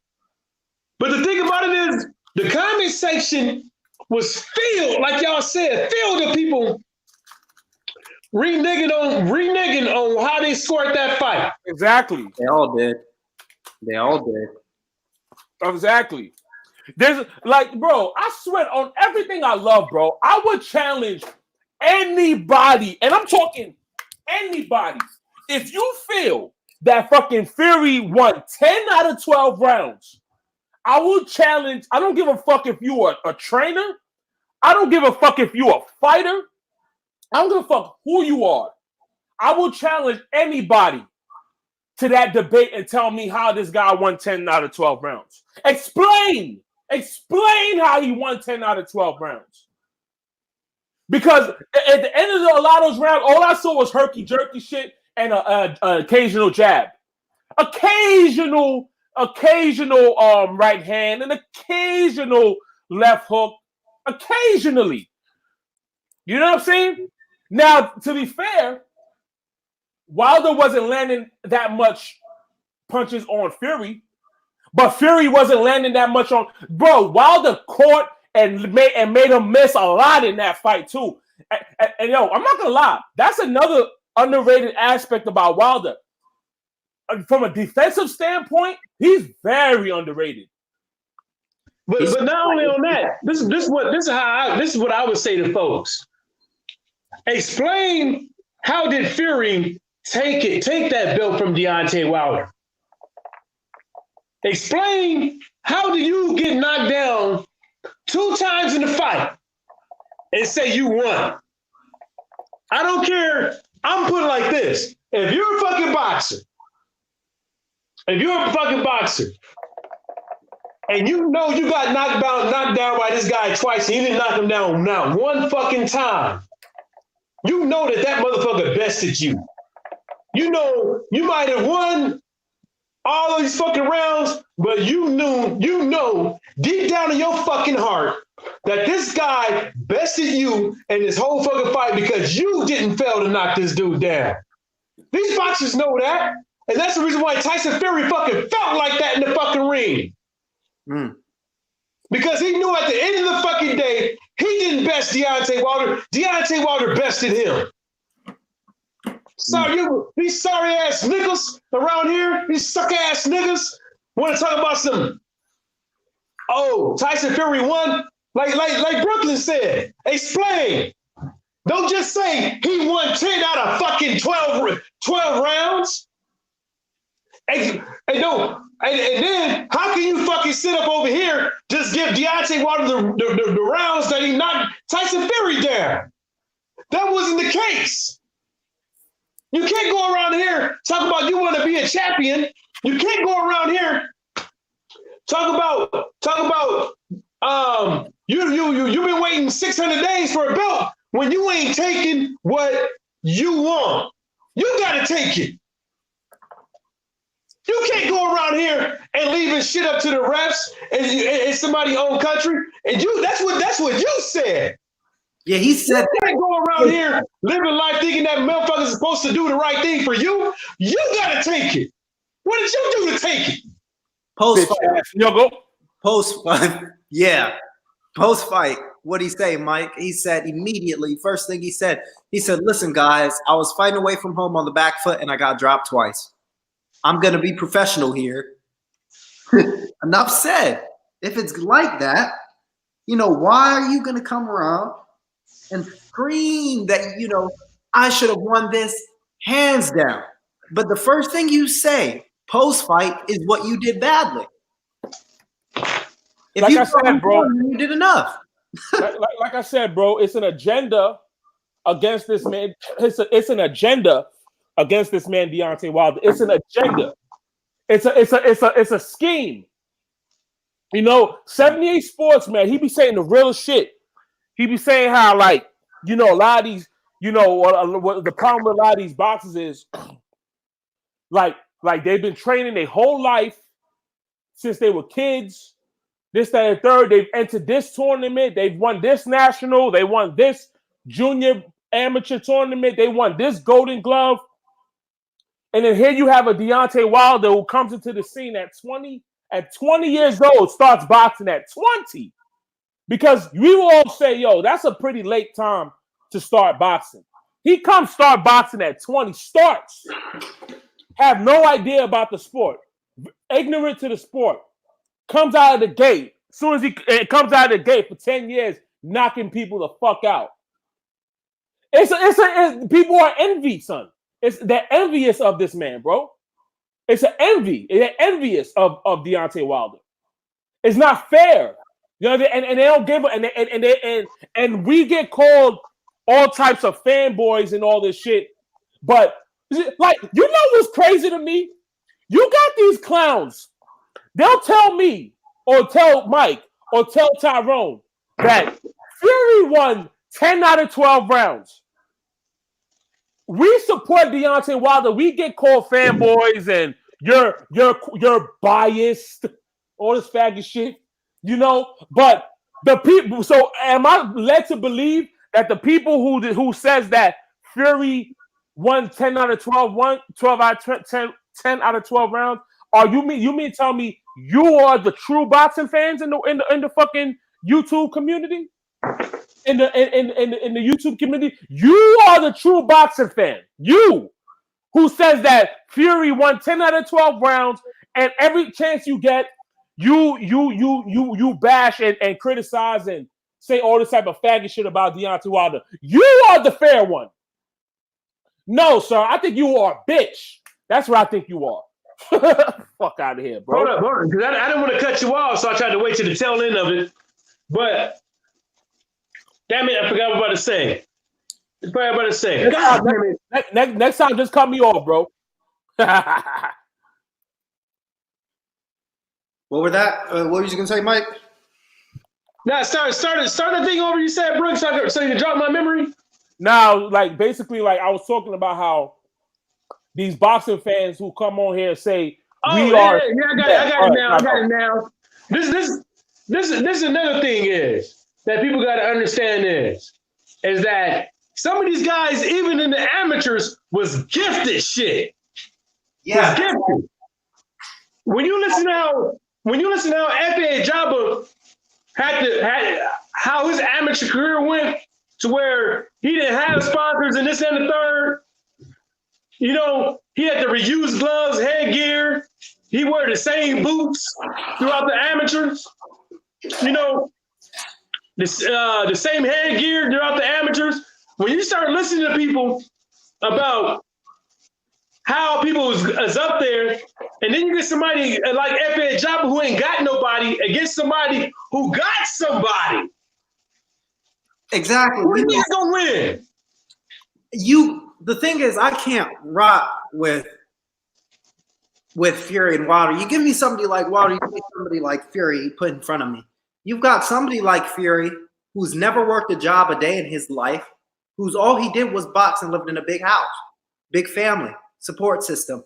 Wilder would work in 3 jobs and had a daughter with spina bifida. You can't, for me, it's an easy choice to pick who I like. I'm just saying it how it is. Huh, Brooklyn? And then the thing, what I was saying with that is that Stormy B-Man is right to an extent when it comes to me and his hypothesis with things. I think that some of these guys are getting the amateurs. They're used to winning. They used to being favored. They used to having dick riderism around them, a dick rider atmosphere around them. And then when they get into pros, yeah, they see this guy that is gifted with the talent to knock people out, that learn how to box, that learn how not to get knocked out, like they ain't figured out, that learn how to be a champion, that learn how to be a champion, that learn how to be great. But you've been doing it all your fucking life. Right. And you can't even do that. Yeah, Brooklyn. Well, yeah. What I said was, if you give me somebody like Wilder in front of me and somebody like Fury, you see 2 guys, right? You've got one guy who's never worked a job a day in his life, who's done nothing but box and messes himself up, snorting coke and everything else like that. You know, very selfish individual. Then you have Wilder, complete opposite. Somebody who got into boxing because of his daughter and to bring food and money to the table, working 3 jobs at one time while he was amateur. You know, you can't, it's very hard to compare those guys and their struggles and who the public likes more. That's why Fury has to run around and scream mental health, which is a lie. He has no mental health. If you had M's in your bank account like that, you don't have mental health. Or that's one of the last things to worry about. Yeah. I mean, Brooklyn, it's just two different guys, 2 different struggles, or one struggle and the other one no struggle, basically. Yeah. So I can't rock with Fury, man. I can't rock with Fury. Yeah, bro. I think Fury is a cool dude. But the thing about Fury is that, you know, he just don't know how to shut the fuck up. You don't have to sit up over here and talk bad about everybody. You don't have to talk bad about everybody to get your point across. You don't have to interject your 2 cents on everything that you're saying and make fighters look bad. Like, he ain't got to say nothing about Anthony Joshua right now. He ain't got to say nothing about Andrew Reese right now. Tyson Fury saying he don't see Andrew Reese coming back. You came back. How come you can't pick this guy up? How come you can't help him out? One minute you saying I'm willing to train Andrew Ruiz, the next minute you saying I don't see him coming back. How come you just can't say I did it? I figured it out. Blasey blah woo woo woo. You better worry This about is the blueprint. those hospital bills will be off the chart. Come on, man. You know, this is the reason why I seriously think that Tyson Fury had liposuction. I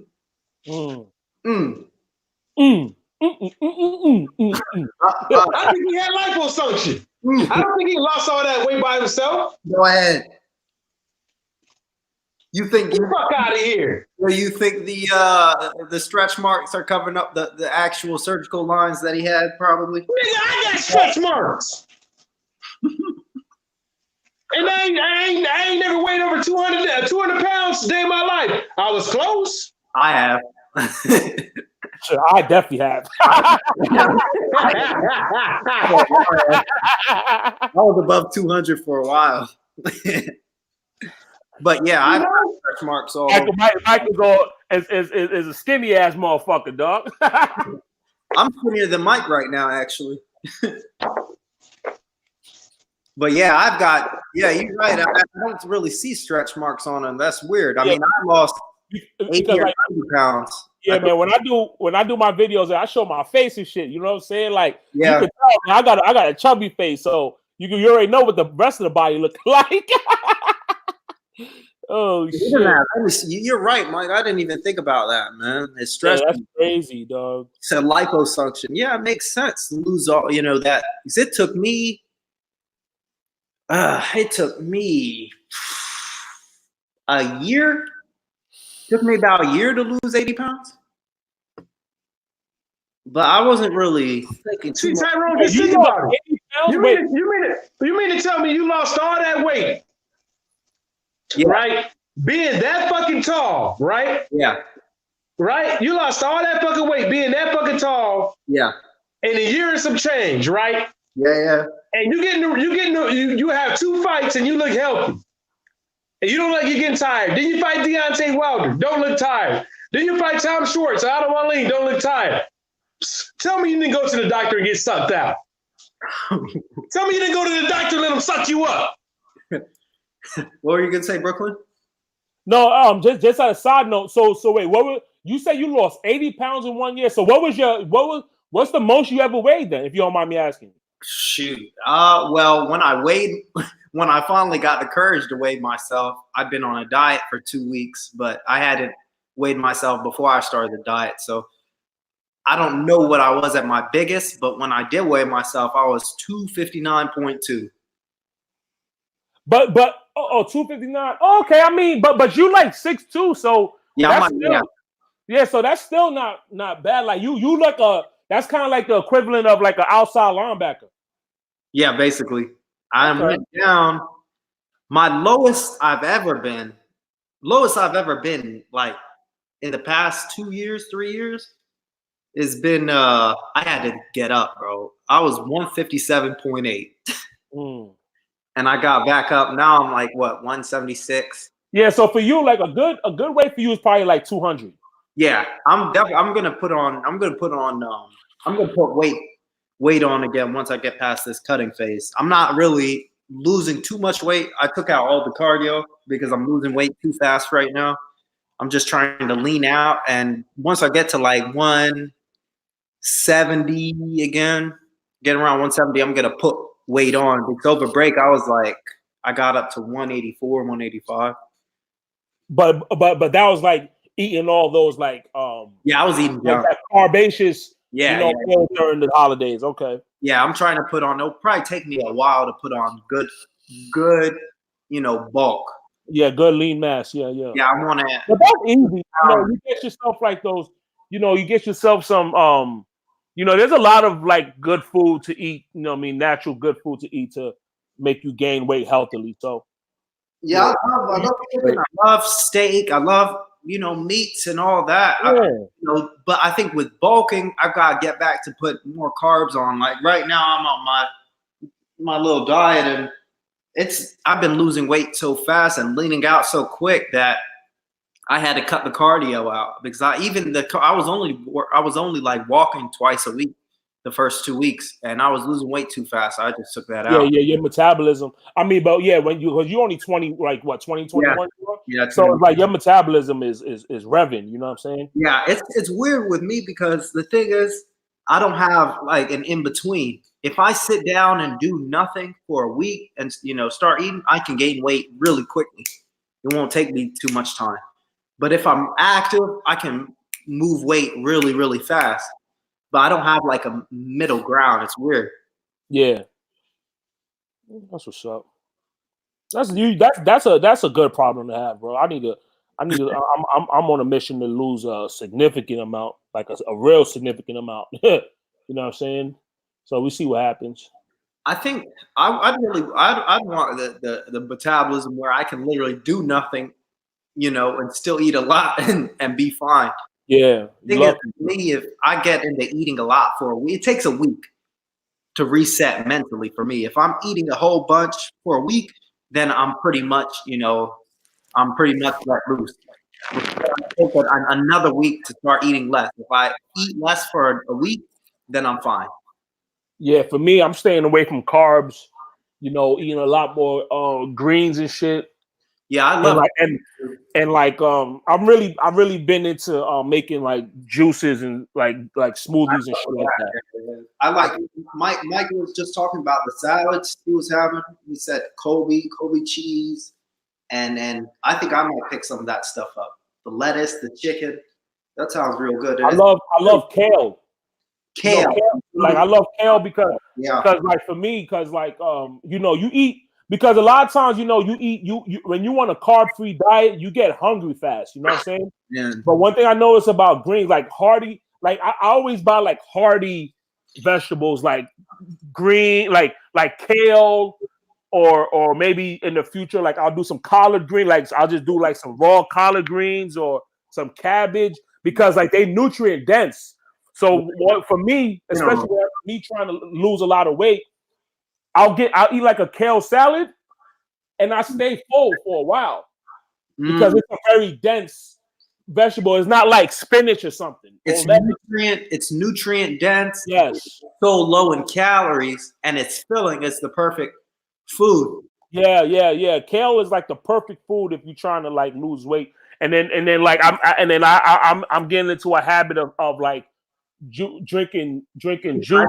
That my mom juices a lot, and she says it's made such a difference. She doesn't even have to wear her glasses anymore. Like I have a juice. I make a smoothie. I'll take some kale. Like 3 dates. Dates. A banana. Is that Muslim? What, dates? Yeah. I mean, it's found. It's very popular in the. I mean, dates could grow anywhere, if I'm not mistaken, but it's used a lot in. It's used a lot in the How you say? Yeah, it's used a lot. Like as far as like cooking goes, it's used a lot in like the Middle Eastern countries for sure. Like they use it a lot for like their desserts, and they'll put it in stews, and like they use it a lot of ways. You know what I'm saying? But I'll take like a few dates, banana, kale, cocoa powder, cinnamon, and I cover it with some water to blend it up. Bro, you talking about some good ass shit. You know what I mean? Yeah, that sounds. Yeah, that shit is delicious, bro. Like 3, I'm talking like maybe like 2, maybe like a bunch of kale. Like 3 dates, right? Or 2, like because right. I want to have a little sweet on the sweeter side. You know what I mean? I do have a little bit of a sweet tooth. Banana, fucking almond butter, cocoa powder, cinnamon, and then I pour some water up to like I pour some water. You know what I'm saying, to get it going, and bro, fire. I drink that. I drink that all the time. You know what I'm saying? Mm. Yeah, since the beginning of the year, I've already lost like 15 pounds. So, I'm on my way. Already after what has it even been a month and a half? It started since the beginning of the year. Since the beginning of the year, since I weighed myself from the beginning of the year to now, Wow. I'm down like 15. Wow. Yeah. You'll probably get to your fast. Hopefully I can lose between, because like I don't want to do like I don't want to have like a get rich quick scheme. You know what I'm saying? I have no problem taking my time with it. I don't need to lose 100 pounds in a fucking 6 months. Like I understand that's not healthy. Yeah, if you lose the weight too fast, then your body won't be tight. Yeah, you know what I'm saying. So like Floyd Mayweather said with Tay, I'm gonna take my time. We're gonna take our time. And we're gonna go slow progression. You know what I'm saying? So that's y'all show that y'all show that fat fuck comment. Y'all show that fat fuck. What's his name? Dan Raphael. That shit. Yeah. How does that work out? He's been boxing for 20, 30 years, and not one fighter offered him a training camp. You know, I would have been, if I was a fighter, I would have been told Dan, just, I'll pay you maybe a little bit of money, but we'll do a 12-week camp. We'll get you right. We'll add, a decent amount of weight, get you fit, because this guy could fall over at any minute. Barbershop said he saw him at the buffet table, and he going in, boy. He said, "He's going in, boy." He said he saw this dude eating at the buffet table. He fell asleep, woke up, and then ate again. Wow. No, I remember 78, because a lot of people talking 78. I remember 78 said in his live stream one time, he was making fun of Dan Raphael. He said some shit like, man, Dan Raphael, man, he loves that mayonnaise. So when he's in the buffet, like the sandwich table, whatever, and there's no mayonnaise, bro, he throws a fit. I'm not mad at him. I like mayonnaise too, you know what I'm saying? But come on, man. You know what I'm saying? You gotta cut that out. Yeah, I don't know with him, like Dan Raphael, bro. Fuck this dude, man. Falls asleep, wakes up in he wakes up. You know how people are in like a kind of shock, kind of a facial features, right? Yeah. And then he starts eating again. It's like, what? Oh man. Dan Raphael. Fat motherfucker. Yeah, that is it, man. But going back to this fight, man, yeah, man, I can't wait. I think I'm gonna go to the movie theaters again. I'm not sure what I'm gonna do with it. Like I said, bro, because I know, because I understand, you tight on money and shit. Because you're a student. I've been there. You know what I'm saying? Like, you go to the movies, bro. I mean, like I said, I pay like $25. And I'm in there. You know what I'm saying? Go to a fight party. I don't know, but I like being at my own place. Yeah, I feel you. Here and I like when we do it like last weekend. That kind of stuff. Yeah. Like talking about the fight during. Yeah, I kind of like doing that too. But I don't want to but the thing with me is like, I don't want to come across as like biting people and shit. You know what I'm saying? Yeah. Because I know Marlo's Corner, they do a great job in like calling the fight. Like I'm not trying to call the fight and shit. Yeah, we're not really calling. We're just like giving out during the fight. Yeah. Like I'm telling you, a classic one was when it was me, you, Stormy, and Alex Santos and Alex on the Kovalev shit. Bro, watching the fight live, you could tell that shit was a fix, bro. It wasn't a narrative. It wasn't just we just spewing things that everybody else is spewing to shit on Canelo. Listen, that shit was a fix, bro. And we called that shit during the fight. Didn't they announce? Stormy called out that they tried to announce him as a 4 division world champion before the fight. Yeah, they was doing all types of stuff. Like they Armstrong on there. I remember they put together like some type of montage already of Canelo, comparing Canelo to what's his name, Armstrong and shit, Henry Armstrong. They already put together some type of collage to compare the two. And look at the way Kovalev was fighting. I remember during the fight, I was saying this shit, bro. I'm like, yo, why is Kovalev not throwing a more assertive jab? Like, because that's one of the attributes of Kovalev. Yeah. He throws an excellent jab. That's one of his strong points. But during the fight, like, he's not doing that. You're not throwing no assertive jab whatsoever. So what the fuck is going on here? You know what I'm saying? Like, this is crazy. Stormy B-Man was saying, yo, now, Kovalev, he gotta press the gas and do all this shit. You know what I'm saying? And then look at the results. You know what I mean? So yeah, man, that shit was a fix, bro. So yeah. So I do enjoy that too. I do enjoy that shit as well. You know what I'm saying? But I more than likely I'm gonna go to the theaters, bro. I think I might just get it on my my Roku to order for my Roku TV and do this little thing, to be honest, because I mean I know fight parties, but they're like decafs, dude. Yo, one of the things I hate, bro, I never again do I go to bars to watch fights. Fuck that shit, dog. I can't do it. Especially for me. Like, the thing is so annoying because it's like I'm so, I'm a hardcore. So it's like I go to a bar. I'm like the only hardcore boxing fan in the fucking bar, it seems like. Yeah, these guys. I'm really trying to focus on this fight.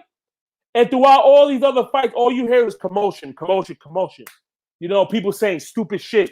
And all of a sudden, I'm like, yo, can you just shut the fuck up, bro? I'm trying to watch the fight here, man. You know what I'm saying? So I'm not really a fan of going to bars to watch these fights, bro. Like, fuck that. I'd rather stay home. They'll be like, wow, what's going on here? Boxing. Dude, as hard as Mike Tyson. Dude's hard.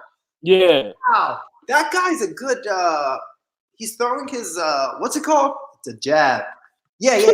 He's throwing and I'm just like, oh my Lord. How am I man. Be quiet, man. For an hour and a half? you just kind of sitting there. I sometimes deal with it a little bit. I mean, like when I was home, I was watching the Charlo Harrison. Me and my brother just went downstairs to see the fight because my parents were saying some decaf stuff. Yeah. Your parents are boxing fans? I mean, they were kind of like, the group of people who watch Mike Tyson coming up. Okay. Yeah, that makes sense. So all they know is Mike Tyson for the most part. Right. I told them, I said, Wilder hits harder than him, they just couldn't believe it. They said, no way. No chance. I said, go ahead and watch it. He said, nobody had a bigger left than he did. His left hook. Said, listen, you don't have to take my word for it. Yeah, watch it. Mine. But I'm telling you, he hits harder than him. And then did they do their homework and actually? No, they just be quiet about the subject. Oh, okay. All right. Yeah. But if they did watch it, then they would know. Yeah. Maybe they. You know what? One of the things that a lot of people don't bring up is that Mike Tyson had an extensive amateur career. Right. You know what I'm saying? He had an extensive amateur career, and he had one of the best, slash managers, because, back in the days he was, I believe so, and trainers that a fighter could ever have. People forget about that. And he still ended up getting knocked out. Right. But I've said this before, bro. It's like God don't bless you with everything. Like, could you imagine Deontay Wilder starting boxing at like 10 years old, like all these other guys, with his attributes already? Just 10 more years of experience in the amateurs. Like, bro, it wouldn't be fair, bro. It wouldn't be fair. You know what I'm saying? It's like there's always a short, like you never blessed with everything. It's like think about like a Gary Russell Jr., right? If you ask me, he's a borderline flawless fighter. Borderline. I mean, like, what can't he do in the boxing ring? He has head movement. He has footwork. Wait, who are we talking He about? has decent power. Gary Russell. Oh yeah. He has footwork. He has hand speed. He has decent power. He has above average power. Like, we're not talking about some feather fisted dude. You know what I'm saying? Inside, fights on the outside. Fights on the inside, fights on the outside, can use angles. He does it all. He does it all in the boxing ring. Yeah. But what's his downfall? He's 5'5". Mhm. You know what I'm saying? He couldn't be blessed with being, 5'11". You know what I mean? Like, Man, you know, I think Gary Anton will be the next big thing. His brother. Gary Antoine is a beast, bro. Like man, these He's dudes. not as fast as Gary Russell, but he's just as far. He's just like his brother. He does everything his brother can do. He's probably more of a brawler. He probably has a better inside game, but he's more of a brawler. He definitely has more power. He has pop, bro. I still they still haven't uploaded him knocking his opponent out, man. I heard that shit was brutal. Yeah, I heard dude went on his back. It was bad. Yeah, bro. I think Gary Anton Russell will beat that Mario Barrios, whatever guy. Oh yeah. He beats. I think he beats. To me, he's better than Ryan Garcia. He's better Than Devin Haney. I think he's better than Devin Haney too. Yeah. I think he's better than Devin Haney. Who else is I think he'll give Tank a run for his money. Yeah.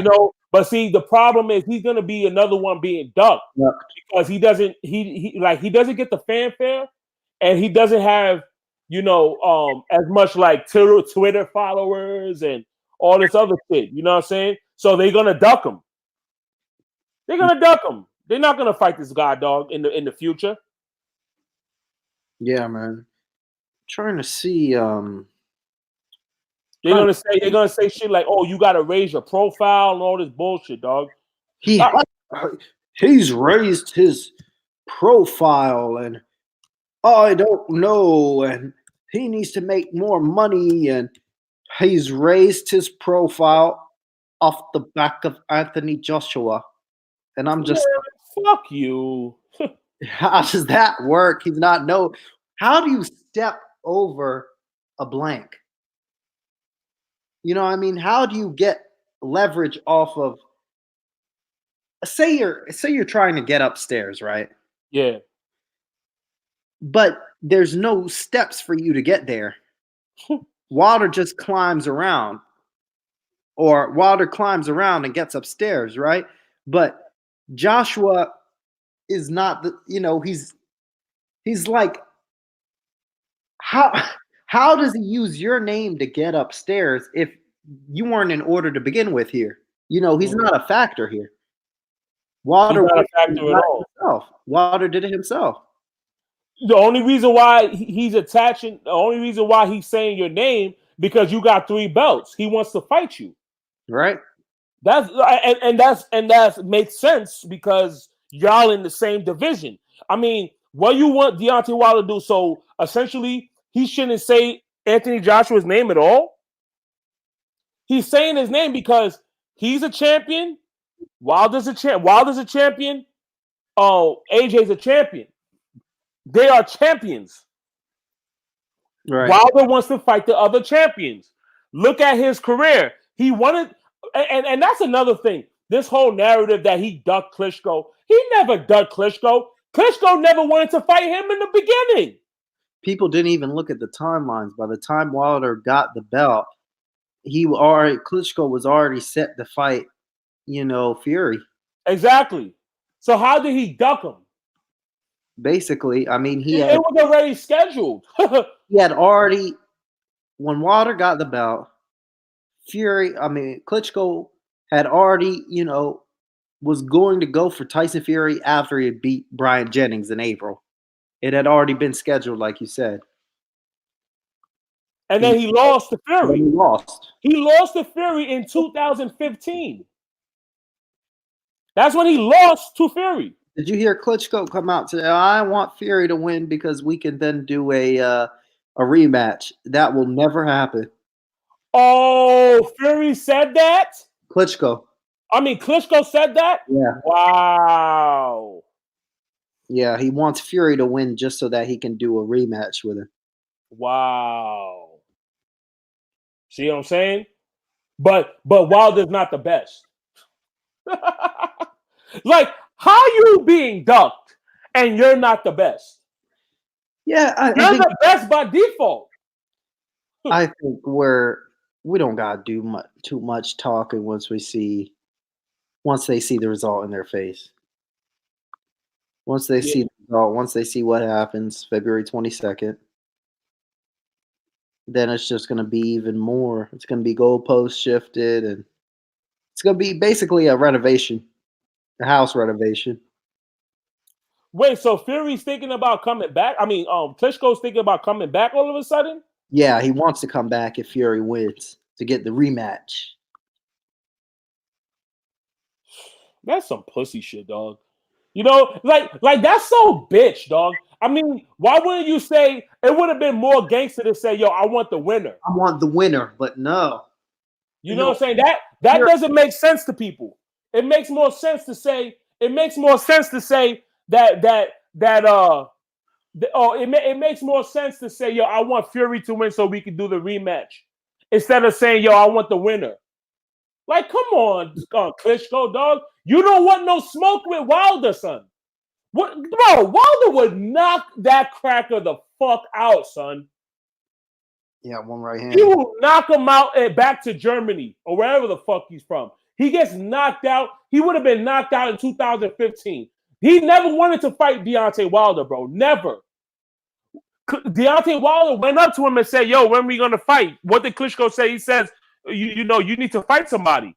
Yeah. What's that? Like, I don't understand these people, dude.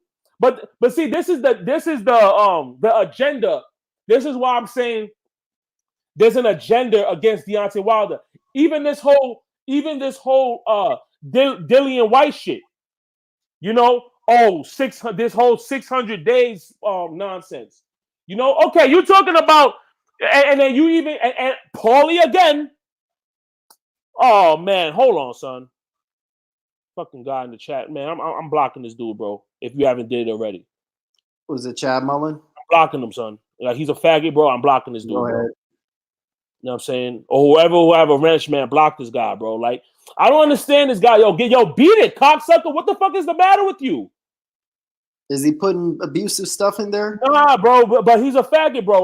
Like he plays too much games. I mean, if you want, bro, if you want. Wait, which one? Wait, hello. I can't hear you. No, listen. I mean, I want, like, is your channel? Anytime when I saw him on my channel, like, he's getting blocked right away.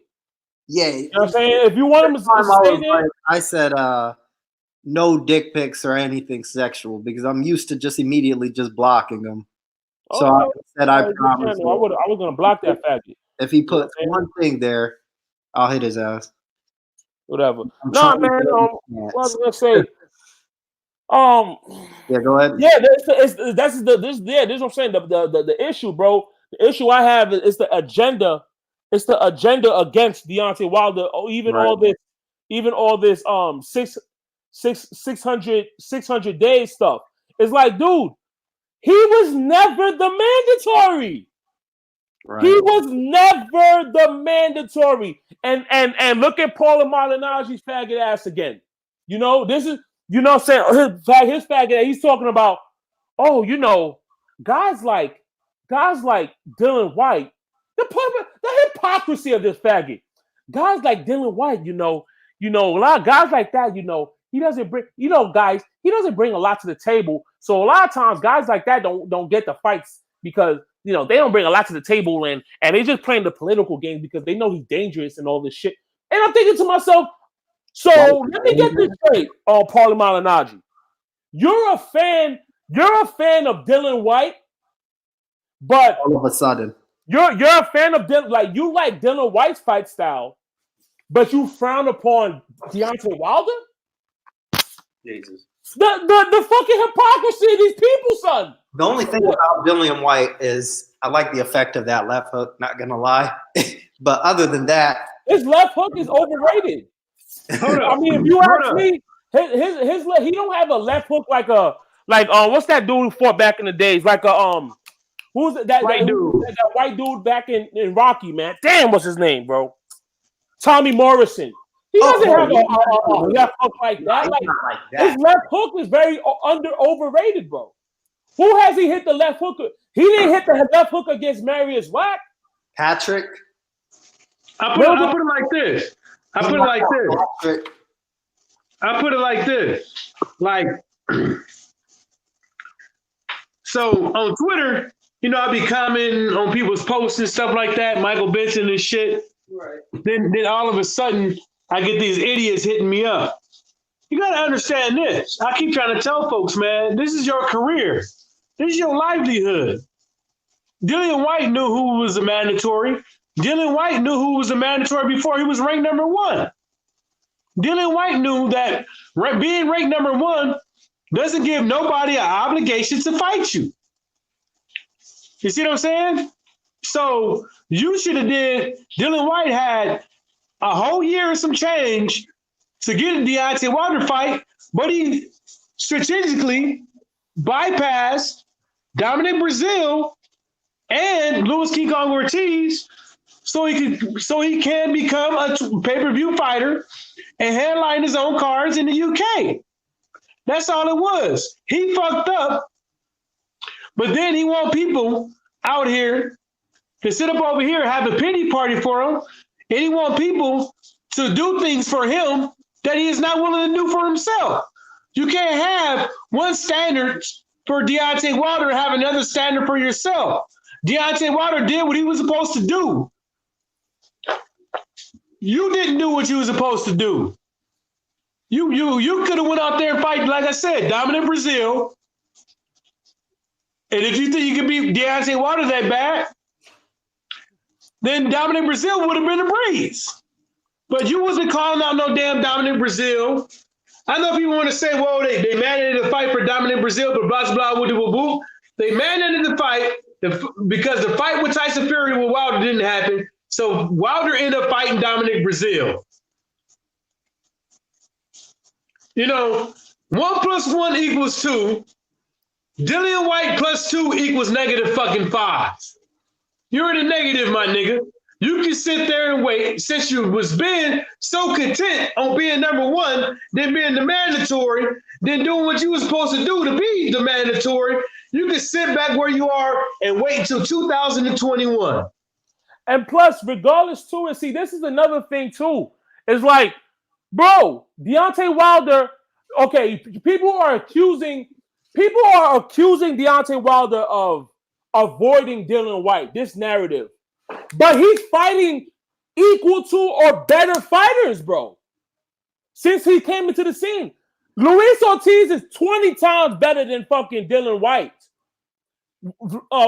Tyson Fury is 20 times better than Dillian Whyte. Dominic Brazil, on the other hand, it's the same level to me. I know. I think Mike. I think you disagree. I think you said, maybe you think Dillian Whyte would beat or is better than Dominic Brazil. To me, I think it's a 50. If they was to ever do that fight, I think that's a 50-50 fight.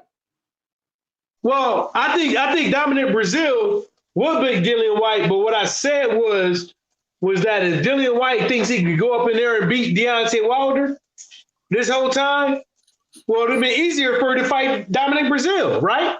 That's what I was saying. Exactly. But this is what I'm saying is like this narrative that you're avoiding. He's avoiding Dylan White. But the guys that he's fighting are not only bigger fights for the heavyweight division, they're more significant fights for the heavyweight division. The opponents that he fought are better than Dillian White, are way better fighters, way better boxing guys, bro. Like, these are better fighters, bro. What are you people talking about? It's an agenda against Deontay Wilder, bro. Especially Paul Malignaggi's bitch ass, bro. That's what he did. Wilder immediately. Wilder went on Boxing Voice. He said, "Man, he's a bitch nigga." You heard he say he fucked his broad. Well, like I said, man, I don't think they ever wanted Deontay Wilder to be a champion. I don't think they ever did. I don't think none of these motherfuckers ever thought he'd be a champion. You know what I'm saying? I don't think a lot of these motherfuckers out here think he didn't make it this far.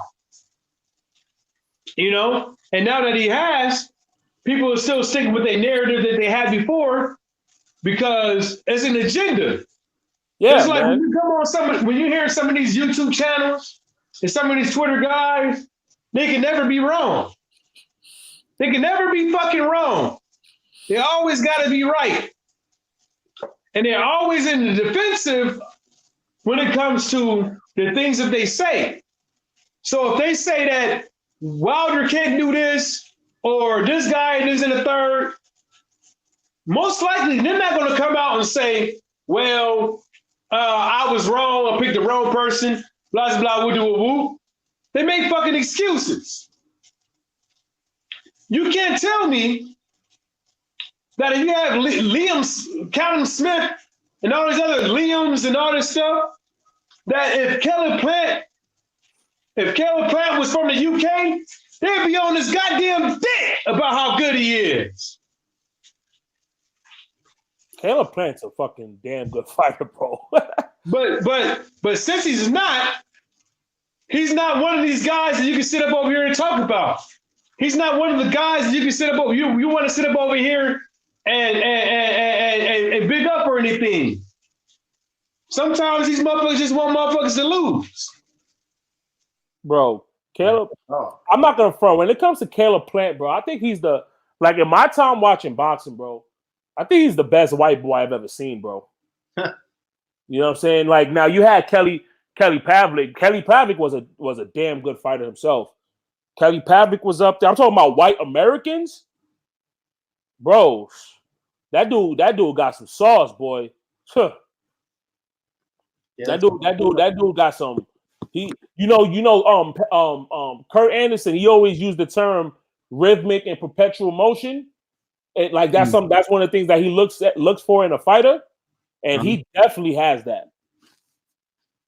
Caleb Plant's a beast, though. I hope he gets by this next dude, man, because you know what, in these homecomings, man, these things be tricky sometimes. You know what I'm saying? Dude. Yeah. Any more stuff you want to talk about before I shut it down? Honestly, bro, the only thing that really matters is Wilder Fury, bro. I mean, you know, we could. It's like we can talk about this shit in all different angles, bro. But on our minds is just Wilder Fury. The only thing that's on my mind is Wilder Fury, bro. Me too, and then everything else, even for the rest of the year, like, okay, after on February 23rd, you know what I'm saying? What fight are we looking forward to? What fights that signed, sealed, delivered that motherfuckers is looking forward to? Like, what is it? I don't know. I couldn't tell you, bro. Yeah. I couldn't tell you. You know what I'm saying? What fight are you looking for after that shit, bro? See, this is the thing with boxing, bro. It's like, and I've always said this, you know, okay, think about in welterweight, we're not gonna get Spence and Crawford. Yeah. You know what I'm saying? We don't know. We have no idea what Manny Pacquiao is gonna do. He's holding a belt. We have no idea what this, like, if I'm not mistaken, didn't he sign with Conor McGregor's man? I saw some shit. He signed with Conor McGregor's like management or whatever, some shit like. So what the fuck is that about? So that means he's gonna try to fight Conor McGregor at some point. I'm not looking forward to that. Me neither. Okay, we think about 140. I mean, are we gonna get Jose Ramirez and Josh Taylor? Are we gonna get that undisputed? That's something I would look forward to. But that's not like a pay-per-view or nothing. But we just Josh. I was looking forward to possibly seeing Josh Warrington and Shakur Stevenson. He goes now. He's back in Matchroom. So what's up with that now? So is that fight gonna happen? Or are they gonna be playing games with that shit? Are they gonna do the whole Shakur has to come to the zone type of bullshit? You know what I'm saying? Like, are we not getting that? Leo Santa Cruz is not fighting anybody I want to see. I don't want to see Leo Santa Cruz against Tank Davis. And they have the nerve to try to insinuate that that's gonna be on pay-per-view. Listen, they could put that shit on pay-per-view all they want. I'm not paying for it. I swear to God, I ain't paying for that shit. I'm I'm going straight to crack stream, bro, motherfuckers. You know what I'm saying? What fight is or for the rest of the year are we looking forward to, bro? What fight is out there? Outside of this one. This is the only one. Yeah. Oh, this is the biggest fight of the year. I think they're Dubois Joyce right now. I'm looking for It's a lower tier fight, but I'm definitely looking forward. Outside of Wilder Fury, I'm looking forward to Dubois and Joyce.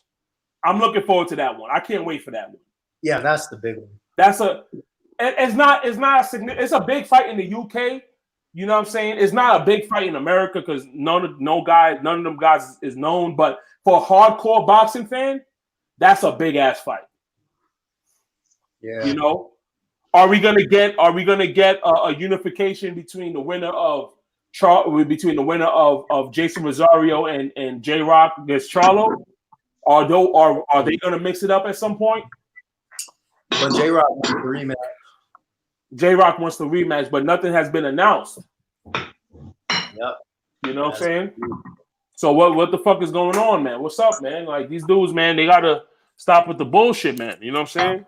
Get these fights going, man. You know? I just hope Wilder wins, man. You know what I'm saying? I'm rooting for Wilder. That's my favorite fighter. That's my favorite heavyweight, period. To be honest with you, he's my favorite heavyweight all time. You know what I'm saying? Because he's a part of my era, bro. Wilder's not that much older than me. Wilder's 34? I'm 32. I didn't grow up in the Muhammad Ali era. I was, and when in the 90s, you know, I was still I was a child. Like I knew Tyson and Holyfield and Lewis and shit like that, but you know, I just when they came up and fight, I watched, but it wasn't like, oh man, I love Tyson. I'm really rooting for Lennox Lewis. I'm really rooting. Like I don't have that emotional attachment to these dudes. You know what I'm saying? And of course, I'm damn sure they didn't have no emotional attachment to the Klitschko's. Fuck that. You know what I'm saying? Yeah, fuck them. You know what I'm saying? So for me, it's Wilder, man. That's my guy, bro. I want to see that nigga win, bro. I want to see him win bad, and I think he will. You know, I think when it's all said and done, when we look back at this era, man, we're gonna be talking about Wilder. He reigned supreme. Damn right. I think this knockout will be devastating. I think so too, bro. On his face. I think so too. Like one of those where he won't know what happened. He'll be on the chair. They're like, "Are you okay? Are you okay? Are you okay?" And he's like, his eyes will just be kind of all over the place, and you know, sent to the hospital for precautions, all this. And also too, what I see is him actually, you know, clearly winning rounds too. I can see that too. You know what I'm saying? Because to be honest with you, and it might sound crazy, but I don't think Tyson Fury is that much of a better boxer than Wilder, bro. Nah, I'm not. I'm right with you with that. Say what? I said, y'all already heard what I got to say about Tyson Fury and his boxing abilities. I never thought he was all that as far as his boxing ability. Because you see the thing about Fury. One of the reasons why he had tough issues with Luis Ortiz is, see, in the heavyweight division, there's not too much counter punches in the heavyweight division. You know, so with a guy like Luis Ortiz, when you throw your jab or you throw your left or you throw your left hook or you throw your punches, like Luis Ortiz is coming at you, coming is bringing some shit to you right away, countering the shit that you're doing. You know what I'm saying? Tyson Fury, to be honest with you, Tyson Fury's not a better boxer than Luis Ortiz. He's not. I don't think so. I don't think so. Like Wilder said it himself, you know, Luis Ortiz was a more of a challenge than Tyson Fury. Because and I agree with that. Ortiz does these like subtle, or he did these subtle sort of moves that you wouldn't kind of see. The way he turns people and he sets them up for shots is different from just being herky-jerky and crackhead all over the ring like Fury. Yeah. Those are two different. Ortiz knows that he's more experienced. I think Ortiz is a better fighter.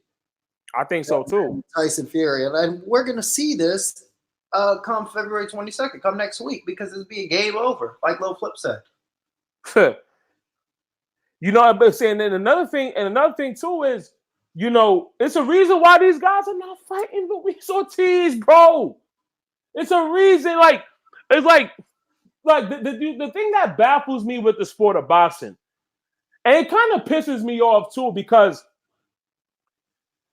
like boxing is just like, in a lot of ways, this shit is just like the streets, bro. Let's say you in school. You have the school bully or whatever. I mean, you know, I've never been bullied, but you know, let's just say hypothetically, you have a school bully. He's smacking all these other dudes around. But then there's this one dude that wants that smoke. But the bully don't want the smoke with the guy with that guy. Like, you no longer the big bad wolf, dog. Until you fight that, man, you've been like you more of a chump by default. You lost by default. By default, bro. So the thing about this shit in boxing is, let's say a big example is Leo Santa Cruz. This guy, Leo Santa Cruz, right? They will put him on pound for pound list. Top 10, or like he'll be like right outside the top of the pound for pound list. But he's clearly ducking Gary Russell Jr. Yeah, he's never wanted to fight that guy ever. You know, he's clearly ducking this dude, but you still put this guy above him. Where do they do the like?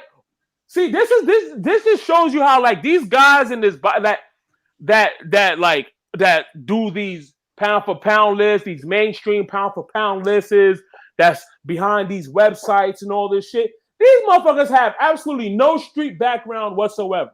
I'm not saying you gotta be some big, like some hood nigga, like some real hood nigga or whatever, but you've never been in the streets, man. That doesn't make logical sense. How am I being ducked, but the guy that's ducking me, you're gonna put him above me? When it's clear that he don't want to fight the guy that's ducking him. He's being ducked, but you still put him ahead of him. Come on, man. Man, Leo Santa Cruz, bro. That's that dude right there, boy. Fuck that shit. Fuck that shit, guy. Fuck that guy, man. Yeah, that's how it's gonna be. I keep trying to tell motherfuckers, man. We all supposed to be boxing fans on YouTube, Twitter, and all this stuff. But some people out here, they just get the game fucked up. You know? And you can't sit up over here and I'm not gonna blame some of these guys for not understanding it, but you know, because they haven't listened to the right people or did their own research or paid attention long enough to understand what's going on. But that's what it is. Social media warfare and all that stuff. I believe if you're going to cover the sport, if you're going to work for a major publication, or if you're going to cover the sport in any facet, it's your duty to bring some type of credit. Like, you got to be credible. Like, do your homework. You know what I'm saying? It's like, learn the sport. You know, really watch the shit. Don't just go in there with an agenda. You know what I mean? Especially when you calling yourself media. Don't go in there with an agenda. But this is what all these people do. You know what I'm saying? But then niggas like us is being called biased. Nigga, of course I have the right to be biased. I'm a boxing fan, dog. I would never work for these fucking networks and all this shit. I'm a boxing fan that enjoys the sport. I've been watching this shit since like the late 90s, bro. You know what I'm saying? I can remember watching fucking Zab Judah in his prime and fucking Fernando Vargas in his prime and Felix Trinidad and De La Hoya and Floyd and Tito Trinidad and you know what I'm saying, Winky Wrights and all the world, Bernard Hopkins. I've seen all these guys in their prime. I've been watching this sport for a while, bro. Like I'm a fan. You know what I'm saying? Don't call me biased. Well, no, to be honest with you, I am biased, but I'm a fan though. I have the right to be. But don't call yourself media and you biased, bro. Nah, that's bullshit. Especially these major media publications. You know, look at Steve Kim. This nigga he puts Inoue as a #1 pound for pound. But then he's calling other people biased. Man, fuck you, dude. Yeah. That's and we talked about that, man. Like, you know, you can't be on the #1 pound for pound list and not say, can Inoue, if he was, you know, 147 or 140 or whatever, can he beat Errol Spence? Can he beat Manny Pacquiao? Can he beat Canelo? Can he beat Rigondeaux? Yeah. Let's keep it short. Yeah, you're right. Let's keep it short. Can he beat Rigondeaux? I don't think he beats Rigondeaux, bro. Nah, I don't think so too. And the only reason why I don't think so too because Donaire had him out of there. Donaire just couldn't finish it. That's all it was. There's no downplay to Donaire's game and stuff like that. But he had him in a situation that he was really fucking hurt. And he had to run. You know, he had him really fucking hurt, had him running. You know, but it is what it is. You know, now you're going to deal with somebody that got a little bit more pop. So what you going to do? You going to keep running around here like you're this sensation? Or are you just going to stay your ass in Japan and be the pop star that you is? Yo, I heard they still. I remember seeing something on Boxing Scene months ago. They was planning on trying to do an Inoue and Lomachenko fight. That would be some bullshit. But that's how it is. Yeah. Yeah, but I don't know if y'all saw my video yesterday, but you know, Harrison appears to be wrong. Yeah, I didn't. Huh? No, I didn't. We didn't touch on that. Yeah, Harrison. Yeah, he needs to sit down, bro. You know, I looked up the California State Athletic Commission rules. I looked up the WBC rules, and it said nothing about a water bottle. It said nothing about a water bottle has to be clear. And this is the thing that I would tell people is that it don't matter if the water bottle is clear or not. You're not gonna know what's fucking in it. You can put electrolytes in a water bottle. You can put other substances in the water bottle because most of everything comes in the clear form, and then they add color, yellow 5, and then the third, and the taste to give it the look of what they're trying to say it look like. Oh, this is cherry, so we'll make it look a cherry look. This is raspberry, so we're gonna make it look like a raspberry look. This is banana. This is chocolate. We're gonna make it look like this, right? And I also looked up in the WBC, you can take electrolytes if both parties agree on electrolytes in the bout. So, you know, I think Tony Harrison just need to take his L and maybe go and read the rules and regulations that he was, you know, that he had to bout in with the boxing commission to state that he was for having to fight in. But from what I read, he did ass wrong. And I made that video yesterday. And so if you ain't watched it, you know, that's all up on you. But not only that, I went on other people's channels and I asked them. I went on 6 different channels, whether live or not live. I emailed the California State Athletic Commission. I emailed the WBC. I'm waiting on the answer back. Because I seriously think that if somebody's pulling out allegations that can or cannot hurt somebody's boxing career, then they need to be answered. You defended Alejandro Jimenez and stuff like that. So how about you come out here and say what it is with the rules and regulations that you do have, which state nothing about a water bottle. But I want to get the answer from the sources. Actually, I think I've seen thumbnails. They actually, I think the WBC, no, not the WBC. I think the California State Commission. I'm basing it off the titles of the video. They basically came out and said, nah, like, you know, that's like essentially Tony Harrison's wrong in his statement. Yeah, that's what I got. That's what mine say. It say Tony Harrison wrong. Gatorade bottles are permitted, or something like that. And that I don't think that it is. See, if you're gonna say that Charlo should have been humble and stuff like that, well, maybe you should have been humble. You know what I'm saying? Yeah. And for you to come out here and I don't care who the fuck you are. I don't care what you got to say. He is insinuating that something is in that bottle or something was in that bottle. I don't care. Well, if you willing enough to bring it up, especially months later after somebody brought it to your eyes and stuff like that, you are insinuating that cheating was going on. You're not saying, I'm just saying, I know I lost the fight, but I'm just saying what was in that bottle. No, you are saying that he was cheating. And you want people to agree with you.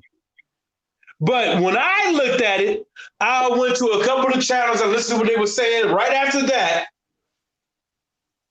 And instead of reading the rules, they took Tony Harrison's word as far as clear water bottle or clear bottle or whatever, translucent or whatever.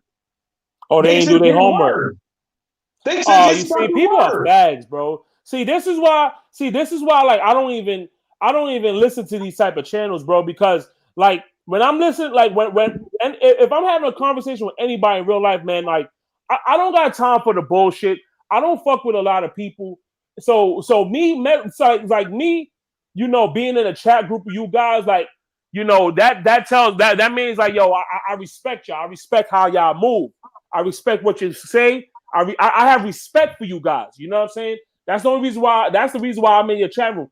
There've been in the chat room. There's been times people would fucking send me invites to be in other people's like chat groups and shit. It's like, yo, a lot of y'all niggas is faggots, bro. I don't want to fucking talk with you people, bro. I have a life. If I'm gonna talk with anybody, I want to talk with some real niggas, bro. You know what I'm saying? So and it goes with channels as well. You know what I'm saying? A lot of these faggot ass channels, bro. I don't listen to their bullshit. How you okay? Why wouldn't you do your own homework?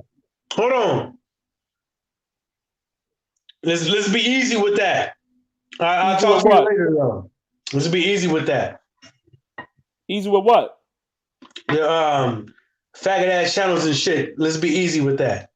No, I'm talking about channels that talks bullshit. Oh, okay, my bad. Yeah, I'm not talking about nobody. Like, I'm talking about channels that, okay, I'll put it like this. When y'all talk about, but y'all use different names for other channels and shit, I know exactly who y'all talking about. Those are the type of people I'm thinking of. You know, I'm thinking about these certain guys that that run with narratives and shit. Bag man. You know what I'm saying? Yeah, and who you say Mike sporting the booty, sporty in the booty. You know what I'm saying? Like these type of faggot dudes, bro. I don't listen to that bullshit, dog.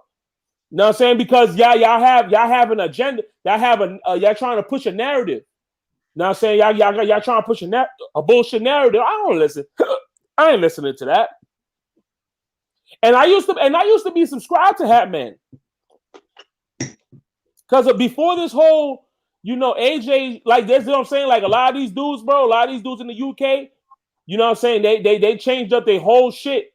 They changed up their whole, way of thinking because of this AJ Fury shit, bro. I mean, AJ and Wilder shit. You know what I'm saying? Because they don't know what it feels like to have a guy, a fighter, basically be the face of the sport.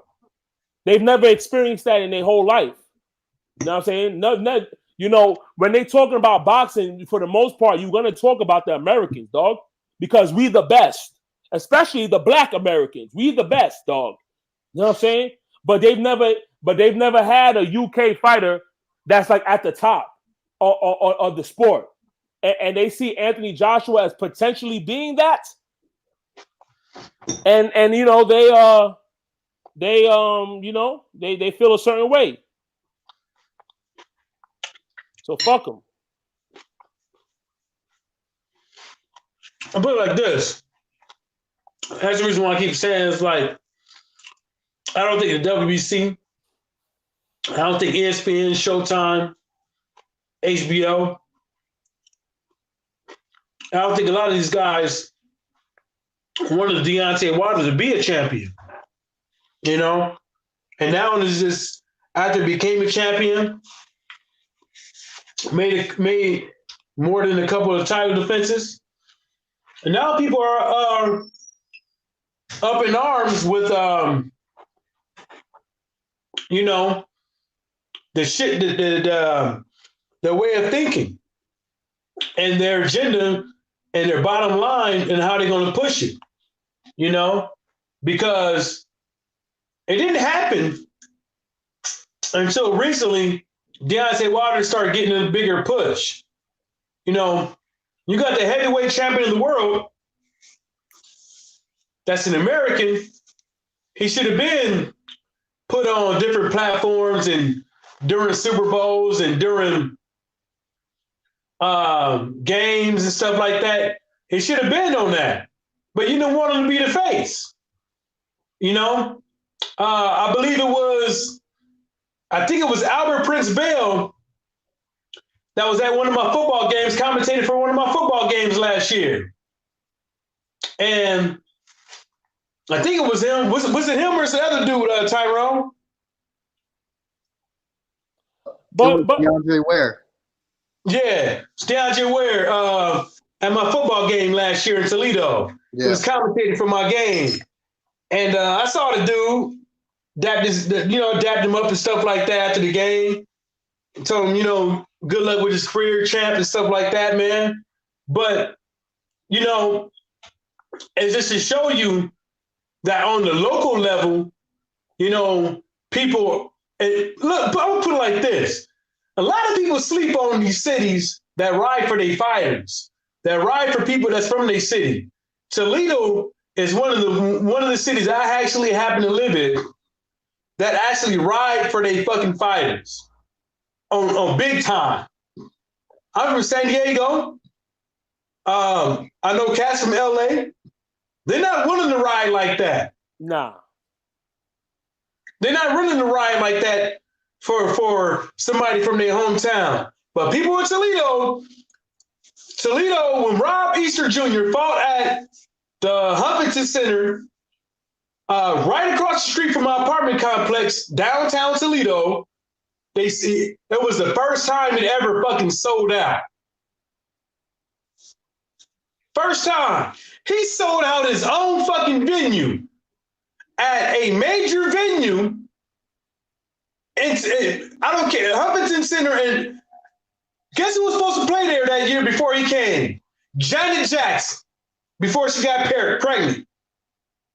She was supposed to perform there, but she didn't show up. Rob Easter ended up showing up. Trump showed up across the street at the Seagate Center because it's three venues next to each other. It's got two. You got Huntington Center, which is a bank, and then you got Seagate Center right across the street. And I know people personally. I know three separate buses, rented buses to go to New York to watch Rob Easter Jr. fight in New York. Some of these cities and some of these people around here, they're not willing to get behind people. And it's not and sometimes the movement, it should start from within. But I seriously think that somebody and some people ain't put out there that there's a belief behind Deontay Wilder. What Deontay Wilder wears to the ring shows you if you could think a little bit about what he's about. The reason why I think that he wears that thing because it's a cultural thing. And either not knowingly, he is showing people, or he is exhibiting attributes of his heritage of somebody that came before him, that was powerful, that had a mantra behind their name, that spoke about something, that was about something. So when you see Deontay Wilder coming out, I make jokes about it all the time. That shit look like some Earth, Wind, and Fire shit, George Clinton shit. It's a mantra.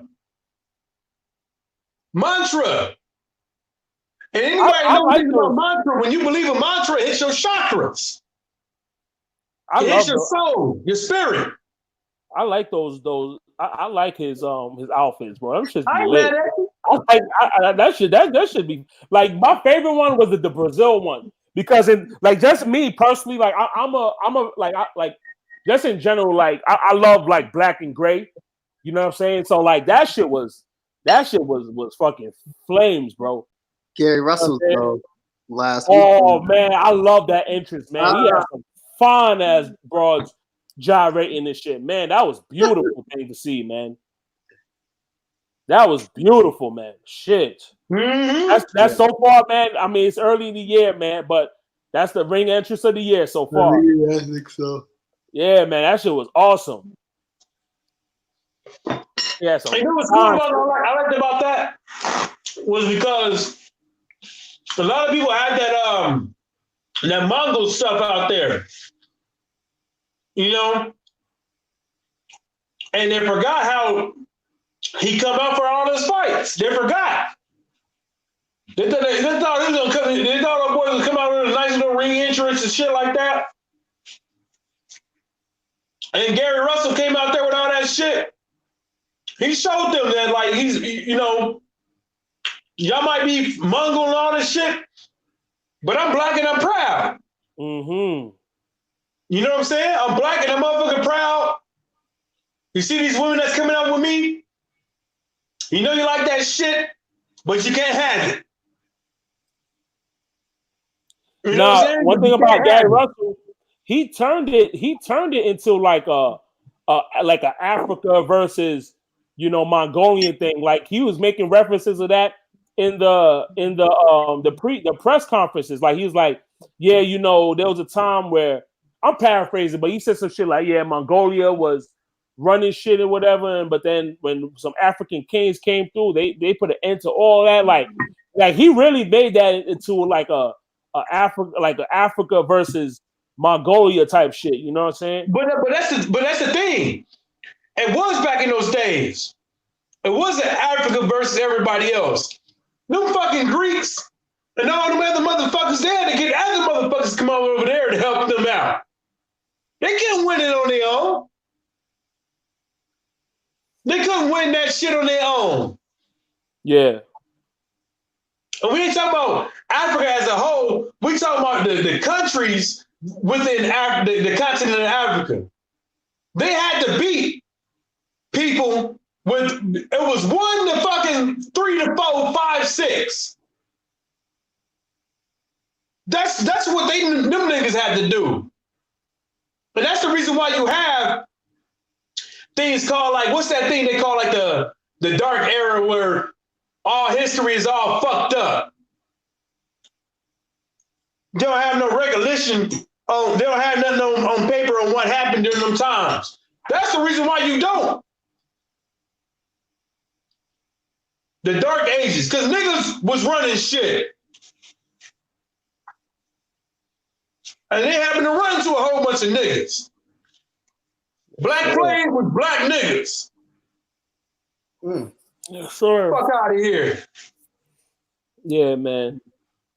Yeah, I'm looking forward to what Wilder's gonna, what he's gonna. Me too. I think I might just shut this down. No doubt. I'm gonna tell you like I told Laws. Huh? I'm gonna tell you just like I tell Laws. When me and Brooklyn talking, the lives gonna stay on, baby. Well, when you got Mike be saying, you ain't going nowhere. Yeah, but I'm I like about to talking with Laws though, because Laws be cool with it. You know what I'm saying? I like fucking with Laws. I'm just mad that Laws, you know, he don't go live through the week no more, man. You know? And in Brooklyn, I don't know what's up with him. Yeah, I'll be slipping. But he don't want to go live in the week either.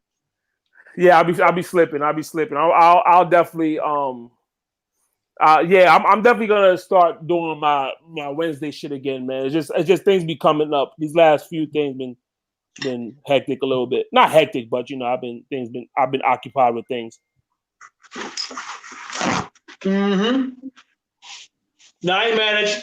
Yeah, so yeah, I gotta upload more content too, bro. But it's just like this boxing should be bitch, dog. Like it's like see the thing with me is, you know, in my content, I'm not gonna be the type of people, you know, doing videos like, oh, you know, this person said this on Twitter. This person said this on Instagram. Did you see this conversation? It's like this Charlo and Andrade shit. Charlo come out on Instagram, says, yo, meet me at the fight. You know, if I see you, I'm gonna snuff you, all this shit. And I'm thinking to myself, dogs, if this shit's not gonna lead to you guys actually fighting, please stop it. Stop the bullshit, bro. Get in the ring and fight, bro. There's no reason why it's hard to get excited in this boxing shit, bro. It's like, for example, you on Trill, they had Truck Simpson on Tuesday, and then they had Ammo Williams on Wednesday. In theory, they both fight at the same weight class. In theory, this fight should happen in the future. I'm not saying it should happen now, but you know it should happen in the future. They're young. Well, because isn't Ammo with DAZN? Yeah, Ammo's with DAZN, and Truck Simpson, he's not with anybody yet. But see, my thing is this, though. This is the bullshit that I'm talking about. You know, yeah, of course, now they say, yeah, I want to fight anybody, this, that, and third. But how are you going to be acting when you 28? Like, think about Charlo and Andre. These niggas is 30, and they haven't fought yet, bro. You know what I'm saying? Where's Charlo 30? Bro, they like them dudes are like at around the same age. Yeah, remember Tyrone when I was showing that thing with Floyd Mayweather and with the PBC and Golden Utensil Promotions lawsuit. Charlo was on there. Yeah, bro, these guys are at the same age, and they still Charlo was fighting when Floyd was fighting back in the days. That's what I'm saying. These guys started their pro careers back in 2008. Yeah, they did. I was just looking at that. You feel what I'm saying? Yeah, back the tail end when niggas used to wear them big ass white tees. Yeah, Yeah. Jermel were signed with Golden Boy. Jermel was, right? But Jamal wasn't. I mean, regardless of who they signed with, it's like, dogs, these niggas still ain't fought. Yeah. True. Yeah. You know, this is the bullshit I'm talking about. It's like this, like honestly, Wilder is the reason why I even started doing this talking boxing on YouTube. He's the reason. Just like how, like, back in like 2007 and 2006, when that shit just started, all these people came in because of Floyd. I came in because of Wilder. You know what I'm saying? But a lot of these other fighters, bro, like they don't get you excited, bro, because a lot of these dudes, they are a pedestal, and they fight guys who they want to fight. They don't fight, you know, the best all the time. These guys are fighting a lot of these lower class dudes, you know. Well, but then I'm putting it like this, bro. When I remember one of my first arguments about boxing was about Floyd, and the dude was like, Floyd is a boring boxer. I was like, boxing ain't about being boring. I was like, look at the dude's defense. I was like, it's immaculate. Like it's not his fault the motherfucker can't hit him. You know what I'm saying? I was like, look at the defense, look at the offense. I was like, boxing is more than just, you know, you get up in here and both of y'all leave bloodied and black and blue. I was like, look at it for what it is. You know, boxing is an art form, always been an art form. And the dude was like, he ducking Manny and this. And I was like, ain't nobody ducking nobody.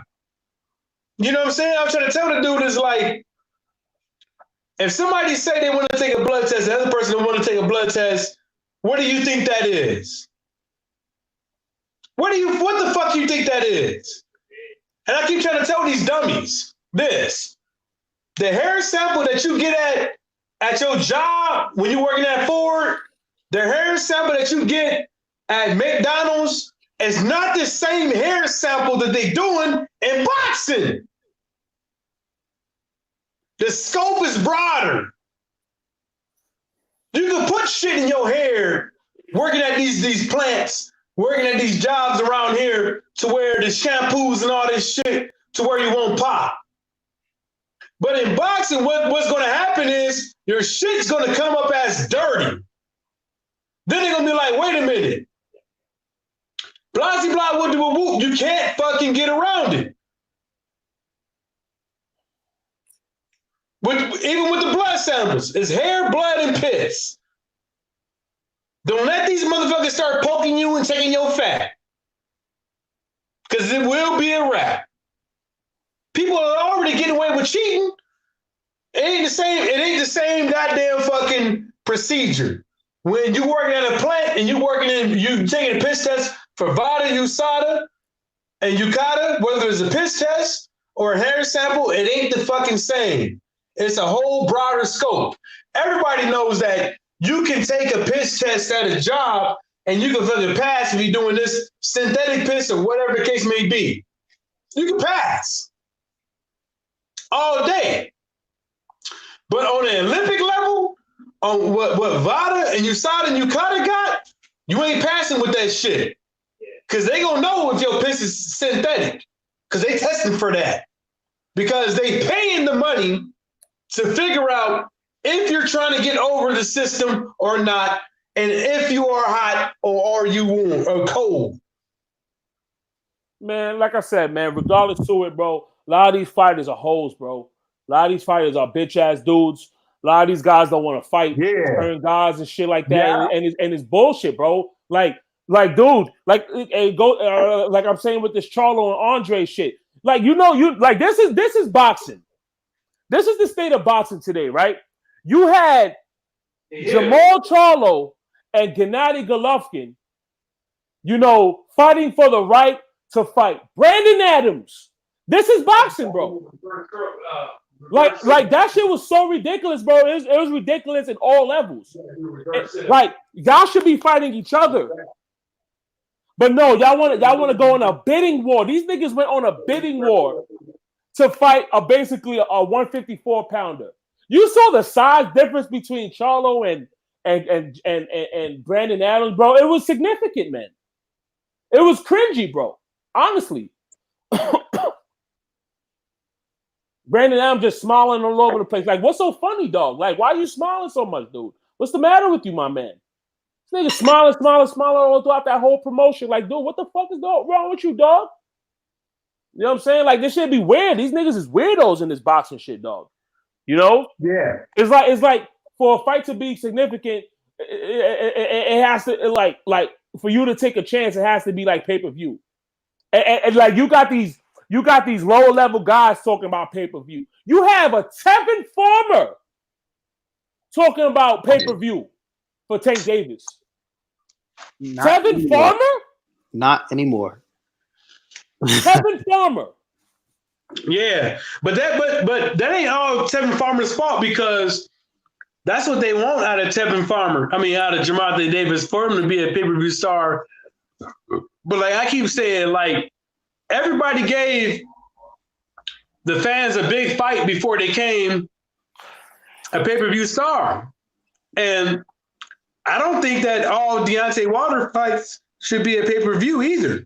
But you know, that's what fans got to understand is that you got to set the tone.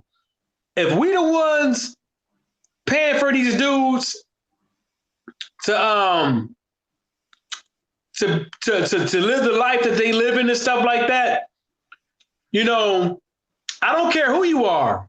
You know, you got people out there who want to say that boxing fans are the most ungrateful fighters ever, stuff like that. But we the ones who pay your bills. We the ones who make sure that your kids, your wife, or your girlfriend, boyfriend, if you're a female fighter or if you're a Batiman, living comfortably. This jet ride, this riding jets, helicopters, private yachts, fancy cars, big ass mansions, being able to go to Las Vegas and buy a house or rent a house like Tyson Fury, that's because of us, the fucking fans. And these guys need to realize that. At the end of the day, yeah, you can go out there and you can have you a few fucking bum bashes. But you still got to give us what we want as fans. Because us as fans, we do know that everything can't go our way. Because boxing, as for show, ain't no goddamn Burger King. But at the end of the day, you know, these cats, they need to take into consideration for it. I don't care if you're Anthony Joshua. I don't care if you Tyson Fury, Deontay Wilder, Canelo, Charlos, Spence. I don't care who the Lomachenko, Inoue. I don't care who the fuck you is. The people that pay your bills, the people that's there every day, like us three right here, watching boxing, watching you, paying for these subscriptions, paying for these pay-per-views. When was the last time you gave us something that we wanted? When was the last time you satisfied us? Pause. That's what these fighters need to understand.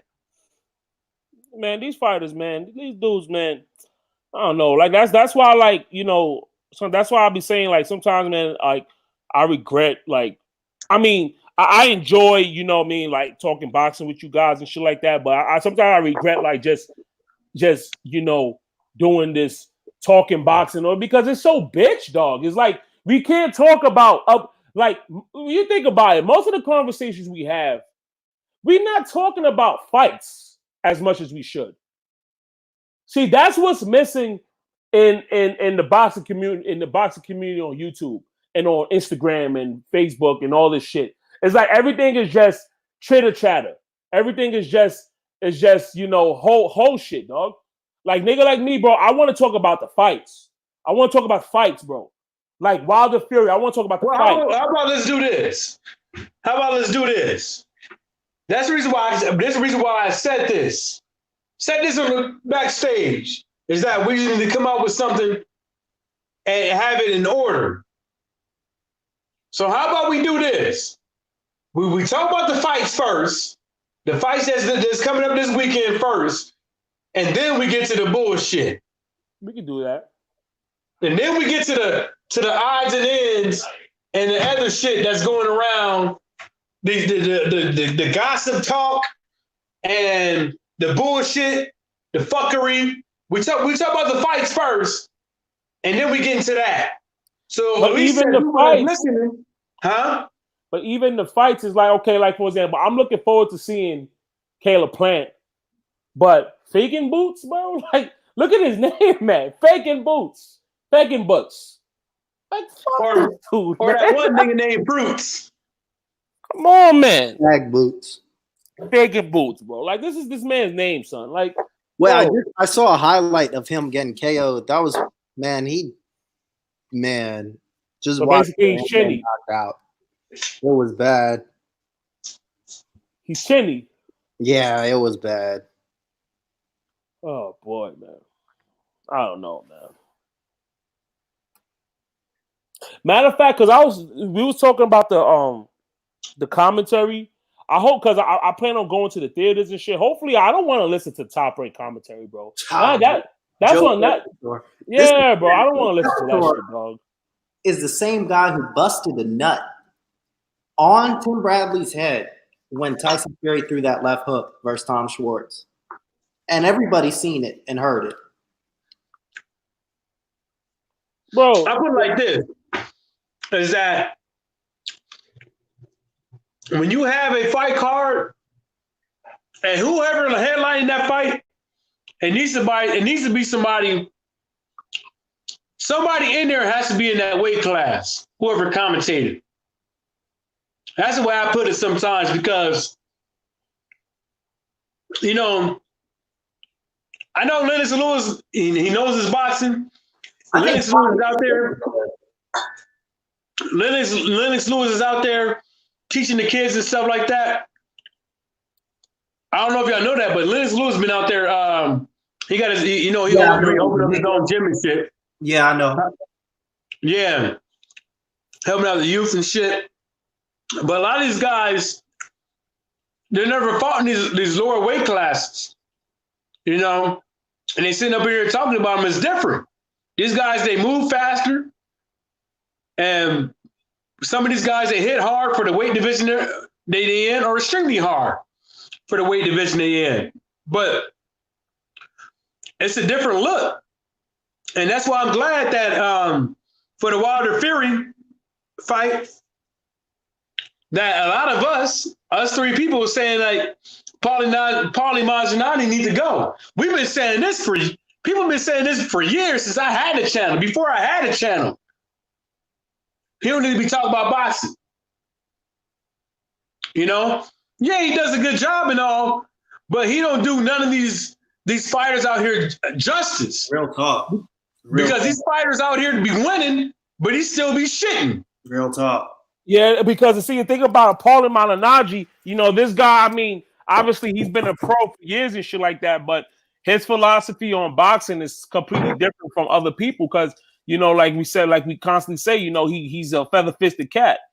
You know what I'm saying? The guy can't punch through a fucking wet paper bag. So you can't. So it's kind of cringe when you talking about why you trying to call a heavyweight fight and shit like that. It's like, dude, it's like you can't relate, man.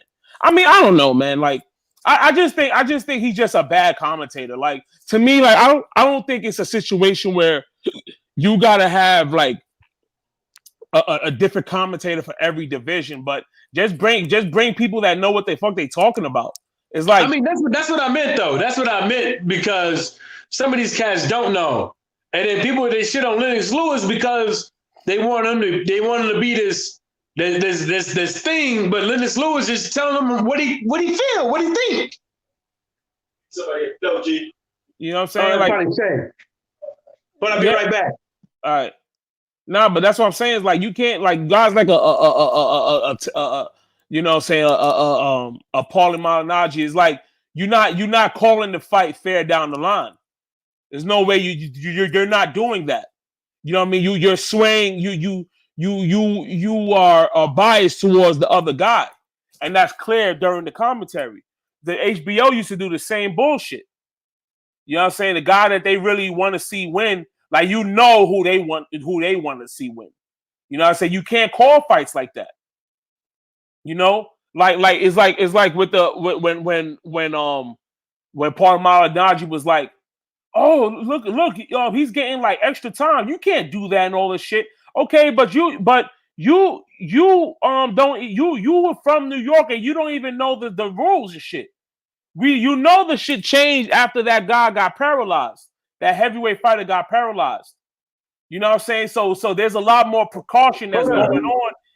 Y'all listen to this shit.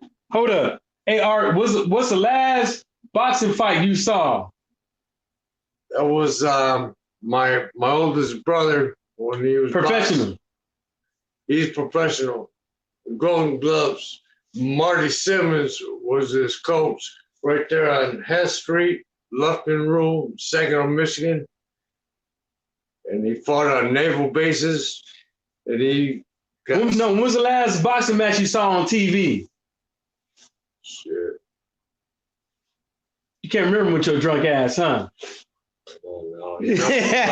Y'all go ahead. Y'all heard him. You know, dog. Yeah, man. That's what I'm saying. Like this shit, these dudes, bros, these like this Paul and Malignaggi. Like I heard, cause you see, one thing with me is like when I be watching these fights, I be so like tuned in. I be so, especially when it's a fight that I'm interested in, I be so locked in. A lot of times, like I like the commentary. Like I hear it, but I'm not really listening to it. You know what I mean? Because I'm just so locked into the fight. But a lot of people was complaining about the commentary, like trying to give, Nyambi all this credit and shit like that. Bro, he was getting his ass whooped, bro. That nigga was getting his ass whooped, bro. Like some people had, so like people gave him like 4 or 5 rounds of shit. Yo, go on Instagram during that fight, bro. I actually saw, Boxing Scene scored it 7-5 for Gary Russell. He Come on, son. Like, this is an agenda, bro. It's like you don't want to give.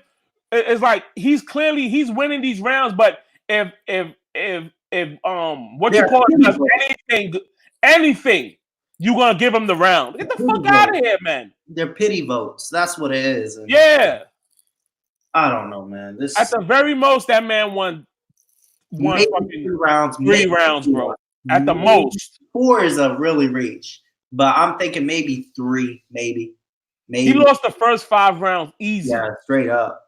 This wasn't no 2-half fight. No.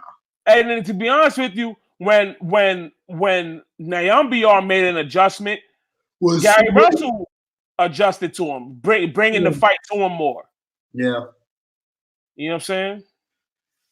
But nobody want to talk about what Gary Russell did, man. It's like one of them things, like people forget about, boxing. People forget about that Gary Russell is going to come out here and beat somebody, or possibly beat somebody. Not saying he is or whatever, but he's a very good look. I'm not talking about I ain't talking about no Daniel Dubois and stuff like that. You know what I'm saying? It's like, ain't nobody calling him no prospect, but they calling him a prospect. And that's the reason why I keep trying to tell people, it's like, Daniel ain't no prospect no more. But they still insinuating that is because they still insinuating the simple fact is that he ain't got to fight nobody. You see what I'm saying? But Gary Russell and all these other cats, they got to fight somebody. But Daniel Dubois ain't no fucking prospect no more. That shit been over with. But that's what people want to put out there, is that some of these boxers are prospects, some of these boxers ain't. But at the same time is why the fuck are you a professional? And then you get these 3rd tier, these 2nd tier, 4th tier belts or whatever. You get this name and recognition and shit, and you still want to do that shit. How the fuck is they prospects? Then what about these other cats out there then? You can put a lot of these other fighters in that category that you saying that you want to see them come out here and fight somebody. Yeah, Gervonta Davis should have been and fought somebody. But there's some other things out there that I've said plenty of times on the reason why his career is going to where it is. But if you ain't talking about him, if you're talking about these other cats, some of them cats should have been and fought somebody. But a lot of cats don't want to fight no fucking Gervonta Davis or no Gary Russells or no fucking, even right now, how many fighters out there that want to fight old man Rigondeaux in the weight class that he is known for fighting in? You know, you got Triple G out there. Doug Devin Haney. Yes, he fucking did. Oh, you talking about Lomachenko? Yeah. Doug Devin Haney, right? And became the franchise champion. They don't want Devin Haney to be no fucking champion. If they did, he wouldn't be no champion in recession. They would be saying, no, he still got the belt. Y'all fucking sit up over there. Y'all fight each other. Blah, blah, blah, woo, woo, woo. Let's get this shit cracking up in here over here so we can see who the best. So when Devin Haney come back, he can get a Lomachenko fight. That wasn't the tone. The tone was the best man or the man that we put in is the man that did what he was supposed to do has to still come out here and prove to everybody that he is worth the damn to get a fight at Lomachenko. See what I'm saying? That's the way it is. And that's the reason why I keep saying, Brooke and Tyrone, is that when you hear us on this channel talking about the bullshit, it's a good thing. But at the end of the day, how many other motherfucking channels, YouTube channels, how many other motherfuckers on Front Street, ESPN, Fox News, and stuff like that, the people that control the narrative, is controlling who fights who and best fighting the best. At the same time, best fighting the best. You gonna tell us Canelo versus Rocky Feldman is supposed to be a good fight? You gonna tell us Dillian Whyte versus Wack is supposed to be a good fight? Come on, man. I didn't even watch that fight. Come on, man. Yeah. And I keep trying to tell people, as far as I'm concerned, there's two things you shouldn't talk about. If you're a real hardcore boxing fan, you shouldn't be talking about Kovalev fights. And you shouldn't be talking about no goddamn YouTube fighters. Straight up. Yeah, the only reason why people talking about these YouTube fights because they thirsty, you know what I'm saying? Because they understand they have a following, so they want to get in on it. But if you ask me, man, I haven't seen none of them shits. Shouldn't be talking about it. I don't care if he's supposed to be fighting this guy. Hell, you shouldn't be talking about Floyd either. If Floyd want to come back and fight somebody, fight one of these young bucks or shut the fuck up. This dude Floyd talking about, like, I seen a little clip because he was on Drink Champs and shit. I'm not watching that whole interview, but I saw a clip. He said some shit like, "Oh, we was talking about fighting both Conor and Khabib on the same day." You know what I'm saying? And the event will be like 250. I'm like, nigga, like suck a dick, dog. Yeah, I know I'm not paying for that, bro. But you see what I'm saying?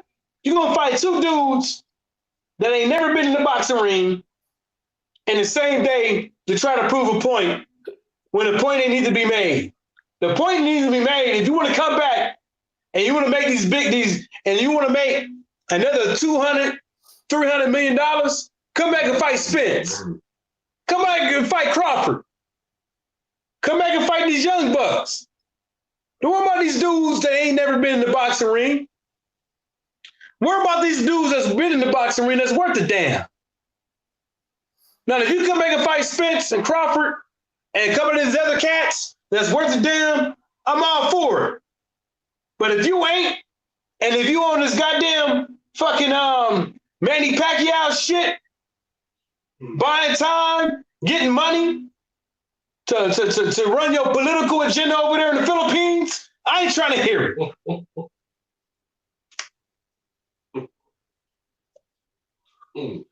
I ain't trying to hear it.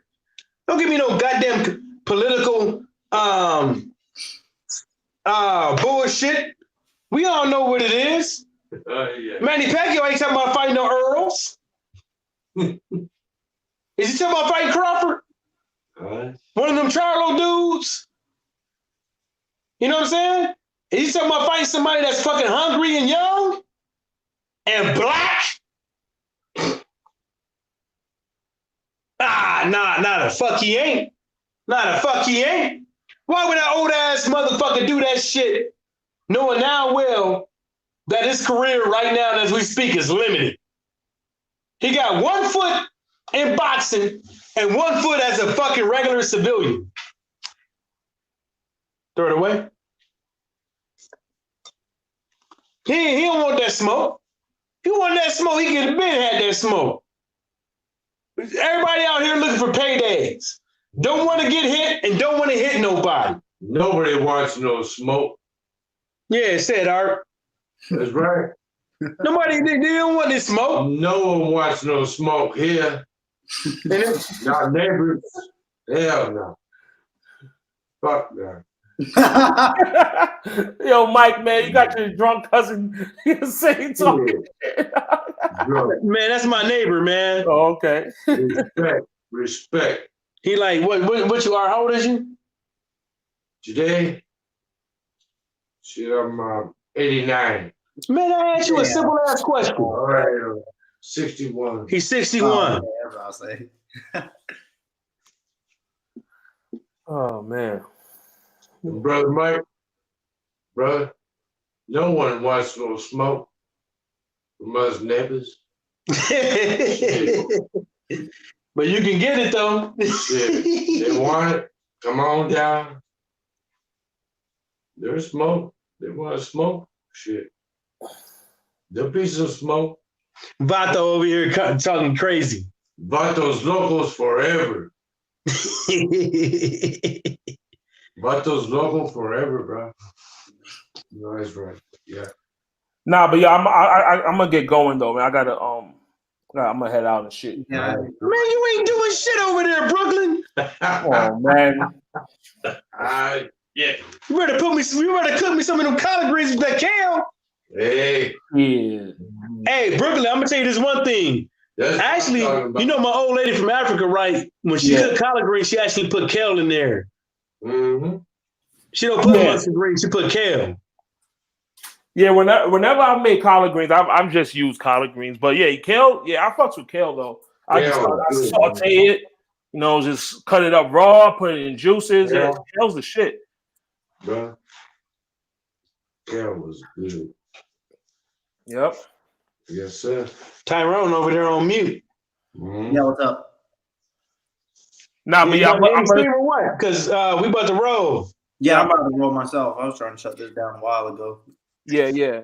All right, but yeah, we'll talk. We'll talk soon, man. So holla at y'all, bro. Yeah, I'll probably hit you tomorrow or Saturday or something. Definitely at least Saturday because they got the Caleb Plant fight. Yeah. We can rap during the fight. Yeah. All right, man. But I'll talk to y'all, bro. All right, fellas. All right, later, homie. How much is the wager for next fight?